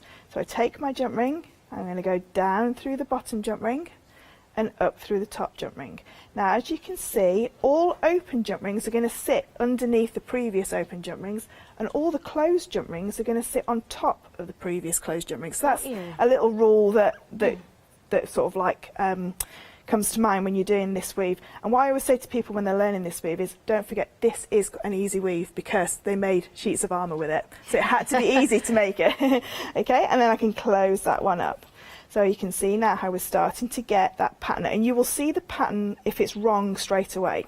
Now if it drops on the floor and you don't know which way up you're going to go, when we go down through the bottom jump ring and up through the top, when we lift it up, can you see that it's holding its form? Okay, so it's not moved at all out of its form. Now if it fell on the floor and we didn't realise that the seam, that central seam, is now going the wrong way, so we can see it's pointing to the left. If I go and try and do the same down through the bottom and up through the top, it goes together as a pair. So we know straight away that it's wrong. It means that that central line has gone the wrong way. So we're going to turn it back over, sort it back out. That's it. Like I say, these large jump rings, they can be quite troublesome. So your smaller jump rings in the correct size are perfect. Of course. Okay, so we're going to just add a few more in, then I'm going to quickly show you just how you would start another row. So again, we've got our 2 loose jump rings. We can take 2 from here, so down through the bottom jump ring and up through the top jump ring, and then before we close, we add on our 2 closed jump rings. So the open jump ring is sitting underneath the previous open jump ring, and the closed jump rings are sitting on top. Now when you're prepping for making this, what's easier is if you have 30 or 40 open jump rings and then 60 closed jump rings. If you're in 2 different colours, then your closed jump rings will be 1 colour. So if I just bring this along, you can see with this one, the black jump rings were the open jump rings and the silver jump rings were the closed jump rings. That's the way that the sort of like the pattern works, and that's how many jump rings you've got for that pattern. But there's nothing to stop you alternating it. You could alternate it, or do chunks of black and then chunks of silver and then chunks of black. That's a good idea. That, you know, like I say, you are your designer. You can design however you want. Now that makes a chainmail weave, which is 4 jump rings wide, so we can see there. That's what makes that one. If we want to add those extra 2 rows, it's very simple. We're going to take an open jump ring. Now this time we need to create that same 4-in-1 look on this bottom row. So we're going to take an open jump ring and we're going to go through the first jump ring and we're going to go through the second jump ring. Now remember we were talking about where 2 cross over, it looks like an eye shape. it's come through this eye shape. But I never say go through the eye shape because I think that sounds a bit more complicated than it actually is. You literally go underneath the first one, underneath the second one. And we're going to place on 2 closed jump rings and close. And now we can see, if we ignore everything else, we've got the same here as what we started with at the top. So now from now on this second row, we only ever add in 1 jump ring because we need to be able to move along. So if we kept adding 2 jump rings, we'd have lots of loose jump rings. So the way that we're going to add this one is now we're going to add 3 from the weave and 1 single one that we can add in. So again, we're going to go down through that bottom jump ring, up through the top jump ring. So that's the 2. Now if you remember when we added them here, we added a loose jump ring on, but in actual fact it's here ready for us. So we're just going to move along the bus and pick that one up as well. And then our last one goes on, and there we've got our second jump ring in place. And you can see just how quick this builds up. It builds up very, very quickly. This would be a really good starter point, wouldn't it? And it does make. I mean, I've put both on now because I love them. I love them so much. If you bought 2 kits, you could make a 17-inch necklace. You could make a necklace as well. No, you've got a necklace on, did you? Yes. This is the same weave. So this is how it, just to demonstrate that it looks like fabric when it's. So this is how it looks. This is in sterling silver. And then you can see it just folds over. It literally is just like fabric. Wow. You would look very stylish going over that drawbridge. On your horse. Like Guinevere with the big long train coming away. These are absolutely gorgeous. You know, when you're looking for that bracelet and it's a certain type of bracelet that you want, something that feels comfortable, luxurious, and also is a real talking point. That's exactly what you've got here. Absolutely love these. Not seen anything like them. So you've got a choice of the rose gold and silver, which is lovely, which is that one just there. You've also got the black and the silver, which is that one just there. And then you've got your silver plated, which is equally as lovely. And I'm going to pick this up and put this around my wrist as well, because I think I'm just going to have all of them. There you go, look at that. In fact, wearing a couple would look really cool. It would look very nice, yeah. And if you've got charms with little clips on them, you can clip your charms onto them as well. Yes, so that would be amazing. You could personalise it as well. Could you? I was having a little play as you were explaining. Let me just take that off. Could you, if you wanted to, make like a ring? Yes, you certainly could. Yeah, and that would feel really nice and cool and comfortable. It does, and I also make Christmas decorations with this one as well and drape them over baubles. That kind of thing. Yeah, it's chainmail. Chainmail. We use chainmail now more than we've ever used it in medieval times. So this is actually used in shark suits, chainsaw trousers, butcher's gloves. It's in bulletproof vests as well, and it's this weave that's in there because it creates the sheet. So it's used more now than it ever was when it was first invented. Oh my goodness, I'm going to feel like a superhero. A superhero. Absolutely tremendous. I love those. You can see how easy it is to put together. You get your instructions, you've got videos that you can go and watch as well, and you've also got your hints and tips as well. 839009 is your item number, £16.49. How long would it take to make a bracelet? Once you've got in the swing of it, about 2-3 hours. Oh, that's fabulous. Yeah. Oh, that is brilliant. You might want to multi-buy. Right, we've got some gemstone bracelets coming up for you. I'm going to need to pull my sleeves up to put some of these on. Now, these are absolutely stunning. You may have seen gemstone style bracelets out in the shop. You've put them on and they're all stretchy and elastic and they're plastic. These are the real gemstones, and they can be very, very expensive when you buy jewellery made up from gemstones. You have options. You've got your rose quartz, which is beautiful, nice pastel, delicate colour. So you've got your rose quartz, and this will make 2 bracelets. Absolutely beautiful. You can hear, actually, the weight of them. I'm not damaging them by doing that. Just want to show you the weight of them. Beautiful. So you've got your rose. Then you've got your moon kite, which can only be found in Australia, and you've got all of those natural, beautiful colours in there. Look at that one on the end. It's got like a mauve one right on the very end. It's just absolutely beautiful. That one there. Right on the very end one as well. Just beautiful. That is beautiful. Mind you, I'm going to ruin it by putting my hand there. There you go. Yeah, all natural colouring as Mother Nature intended. And again, that quality. My favourite, the tiger's eye, is absolutely stunning. It really is. And when this captures the eye and when you have that movement, it really does look like a tiger's eye. Absolutely fascinating. Beautiful, lovely. So that'll make 2. And then you've got your black agate, which is polished to perfection. Absolutely stunning. And again, it's the feeling of this on the skin of these flowers. It's beautiful. And then your final one, which is a gorgeous pastel colours. Again, all natural. Nothing's been dyed or painted. And this is the Amazonite. Amazonite. But it's nowhere near the Amazon. It's from nowhere near the Amazon, but it's Amazonite. Is how a lot of gemologists will say that name, Amazonite. It's fascinating, and again, you know, each and every one is going to vary. Yes, and be different. Completely different. Yeah, you'll never get 2 gemstones that look exactly the same unless they've been cut from the same stone. Yeah. Now, to put these together, you do have your clasp. No, they're all stretchy. Oh, they're all stretchy. So they literally just roll onto your hand. These even ones. better, even better. I'm going to see if I can get one of these off. I'm just going to take that apart. And go which one for should it. I go for? Which one? Do you know what? I might take that one, go for that one, and then I like the tiger's eye, so I want that one. Sorry, I do look like I'm robbing a jeweller's, and please don't do that. Oh, it's not advisable. No, you can. So I'm going to put that one on because that's a nice little tight fit. Because sometimes that's really nice. Yep. And then I'm going to go for another one, which is a little bit longer, so you can see that. Do you know something? Yeah, having a couple I wear of these, loads. Yeah, having a couple. It's going back to the 80s, isn't Yeah, it? it You had is. them going all the way up your arm then. Do you remember those little thin bangles? Yeah. Take them, thousands of them. We remember those days. These are absolutely fantastic. They're beautiful and luxurious. £15.99, and they make 2. Right, what's next? I'm going to do the Japanese flower in the diamond if I've got time. We've got 10 minutes left. Brilliant, wonderful.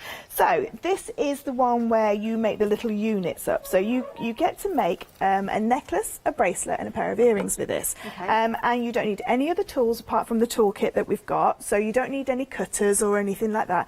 If you wanted to make more bracelets and necklaces and you have got cutters at home, then you can sort of like chop up the chain to make that. So what we're going to do is we've got 2 different sizes of jump rings again. We've got a 3.5 and a 5.5 in this one. And what we're doing is we're starting like we started the other one really. We're going to start with 12 small jump rings on a large jump ring.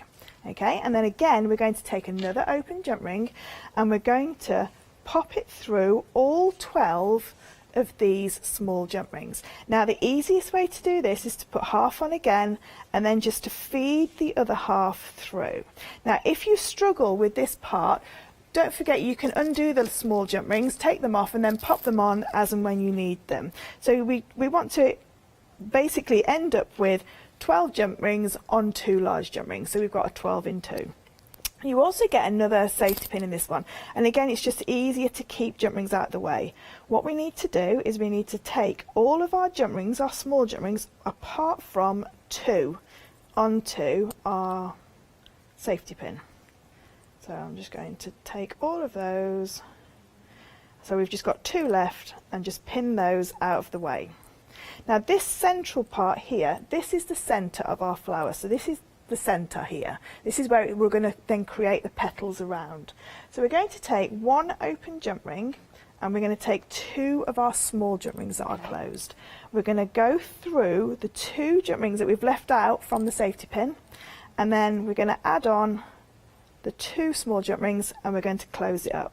Now like the European 4-in-1, this sort of like gives a little hint of what you need to do because it's a 12 in 2, which means that we need 2 large jump rings for our small jump rings. So I'm going to take another open jump ring and I'm going to go through the 2 small jump rings on that are loose and the 2 small jump rings that are on the centre and close. So that's our first petal in place. What we're going to do now is we're just going to release 2 more of our little jump rings. I'll just do that safety pin up. So we're going to move that petal over. We've got our next 2 here and it's exactly the same. We need 2 large jump rings and 2 small jump rings. We're going to go through the 2 that are on the centre jump ring, and now we're going to attach this petal to the previous petal, and then before we close we're going to add on our 2 closed jump rings and close. So you can see it's quite, this one's quite simple. It's it literally just follows where, you know, round the circle. I'm then going to take my next open jump ring and I'm going to go through that open jump ring again with my large jump ring and double it up. So again, we're getting that 12 in 2 feel. Okay, I'm just going to keep that off there now so you get the gist of that. Again, I'm going to take an open jump ring and I'm going to go through 2 from the center, 2 from the petal before, and I'm going to add on another 2. So we've now got halfway around our little flower, and close. And now if you forgot to do your second jump ring, you will see straight away that you've got a single jump ring here. Even if you get right to the very end, whether you get to this stage and go, oh, I forgot to put the second jump ring in, it's no problem, you just add it in. Okay. So don't worry if you forget to do a little stage. As long as you've got the small ones in place, you're absolutely fine.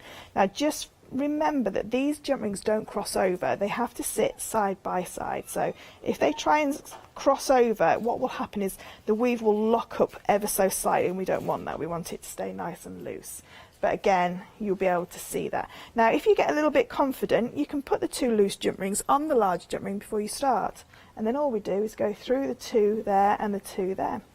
So we can see how this flower is now building up yeah, you can very quickly. I mean, like I say, you would keep those jump rings on there, but just to save time to open and close the safety pin. But just take your time with it. And the thing is with jewellery making is it's like any craft, it's enjoyable, isn't it? You know, you need to take the time, don't rush these things, you know, take a nice deep breath. But if you had to leave it at any point and think, oh, I fancy a cup of tea, or you've got to go and answer the phone, it's not going to harm, it's not going to go off or anything like that. You know, you can just leave it and then come back to it. Especially if you've got the beading mat as well, because you can just leave it there, fold it over, and it's all still there. And that's what you're using, the beading mat at the moment. Yeah. Now we do have this available along with 2 tools for you, which I think are paramount importance really if you're going to start your journey into jewellery making, or maybe you're already in that journey but you've hit the spot where you think, I need to take it further. So you've got your tools and your beading mat, £24.99. Sorry, £19.99 gets even better. We'll put that at the side of the screen. There you go. 085136 is your item number from Rocks and Chains. So you know their quality, ergonomically designed as well. So you've got that lovely grip to work with for your jewellery. And who knows, maybe fix some of your jewellery that you've got at home as well. And the thing is as well, if you've got pliers at home, with chainmail, because we're using our pliers all the time, sometimes your hands get fatigued. Different length of handles will hit a different part of your hand. So if your hands get a little bit fatigued or you're getting a really sore point, try a different plier, which is slightly longer. And like you say, these are really comfy in the hands, and because they're spring loaded as well, there's not a lot of effort that you need to sort of like open and close them. They are really simple to use. So I've now got to the part where I've nearly finished my flower. Okay, so you can see there. What I'm going to do is I'm going to take my last jump ring and I'm just going to go through those 2. And you can see I've not put any loose jump rings on at the minute, because all I need to do then is just open the loose jump rings up and attach them in. So I've just added my last petal, and you can see now that all I need to do now is connect across here. So I take 2 of my gold jump rings, and all I'm going to do is connect across. And I think chainmail is one of those logical mediums as well. You know, you can logically see where you need to go if you've gone wrong, or you think, oh, I can't remember what to do now. If you sort of like just pop it down and walk away from it and then come back to it, you can logically see where you need to go. Of course. Okay, and then we're just going to close that one up. And now you can see we've got our beautiful chainmail flower. Now to turn this into a diamond, all we need to do is we need 4 more small jump rings, and I'll just do the top bit so you can quickly see. And because we've got a symmetrical flower, we've got 6 petals. It doesn't matter which ones you choose, you can choose any 2. And what we're going to do is we're going to add a small jump ring to 2 of the large jump rings, and then we're going to add another one. So everything's in pairs in this weave, if you remember that. And then we're going to go to the one that's next door to it, and we're going to add another 2 onto there. There's one, and there's the second one. And now to turn this into a diamond, all we do is we take a large jump ring and we go through those 4 and close, I'm so used to having my pliers in my hand all the time. I don't feel comfortable if I've not got my pliers in my hand. There we go. So you can see now how that started straight away to turn that into a diamond. And then what we would do is exactly the same on the bottom. And then you've changed your flower into a diamond. And that's a design that you might want to keep them as flowers rather than as diamonds. You might not want the diamonds. Isn't it? And you know, you could, if you wanted to, have mismatched earrings. You could have a diamond earring and a flower earring. Yeah, as well. you could do. You could do. In the kit, you make a necklace, earrings, and a bracelet. So, oh my goodness, $24.99. What an amazing gift this would be for somebody for a very, very special occasion, or just to treat yourself with the summer coming as well. Doesn't that look lovely? Absolutely gorgeous. You get your full instructions with each and every kit. They're easy to follow. You have your photographs on there as well as your text, so it's very, very easy to follow to see how you're going. $24.99 will enable you to make the necklace, the bracelet and the earrings as well. It's absolutely stunning. And the chain itself on the necklace is such a good weight. It's a lovely weight, isn't it? It really, really nice is. weight. It's almost like chainmail itself. Yes, it is. And that's an 18-inch necklace. But we do have a couple of extra jump rings in there, so if you need to make it longer, you just extend it with your jump rings. Perfect. Love that. Oh, I don't want to take any of this off. I feel like a princess. Let's have a look at the website. So this is where you can see all of the different items available for you. Do have a look at the tools. Go and have a look and go and shop by brand as well, because you might want to add more to your basket. Fleur, what an absolute education. We could just spend the whole morning with you. And if anybody wants to join our Facebook group, it's Rocks and Chains Jewellery Makers. We've got little rockers in there, and you can all come and join, and we show you pieces of chainmail jewellery. I love it. Is that what we're called? Rockers? Little rockers. Little rockers. Oh, we like that. Fleur, thank you so much. Hopefully see you again soon. Yes, in May. Excellent. Well, I'm going to, as they say, scarper out of the studio before Fleur can catch me. These are absolutely magnificent and would make lovely gifts for yourself or someone else. Please do check out your baskets, and we'll be back in a few moments' time.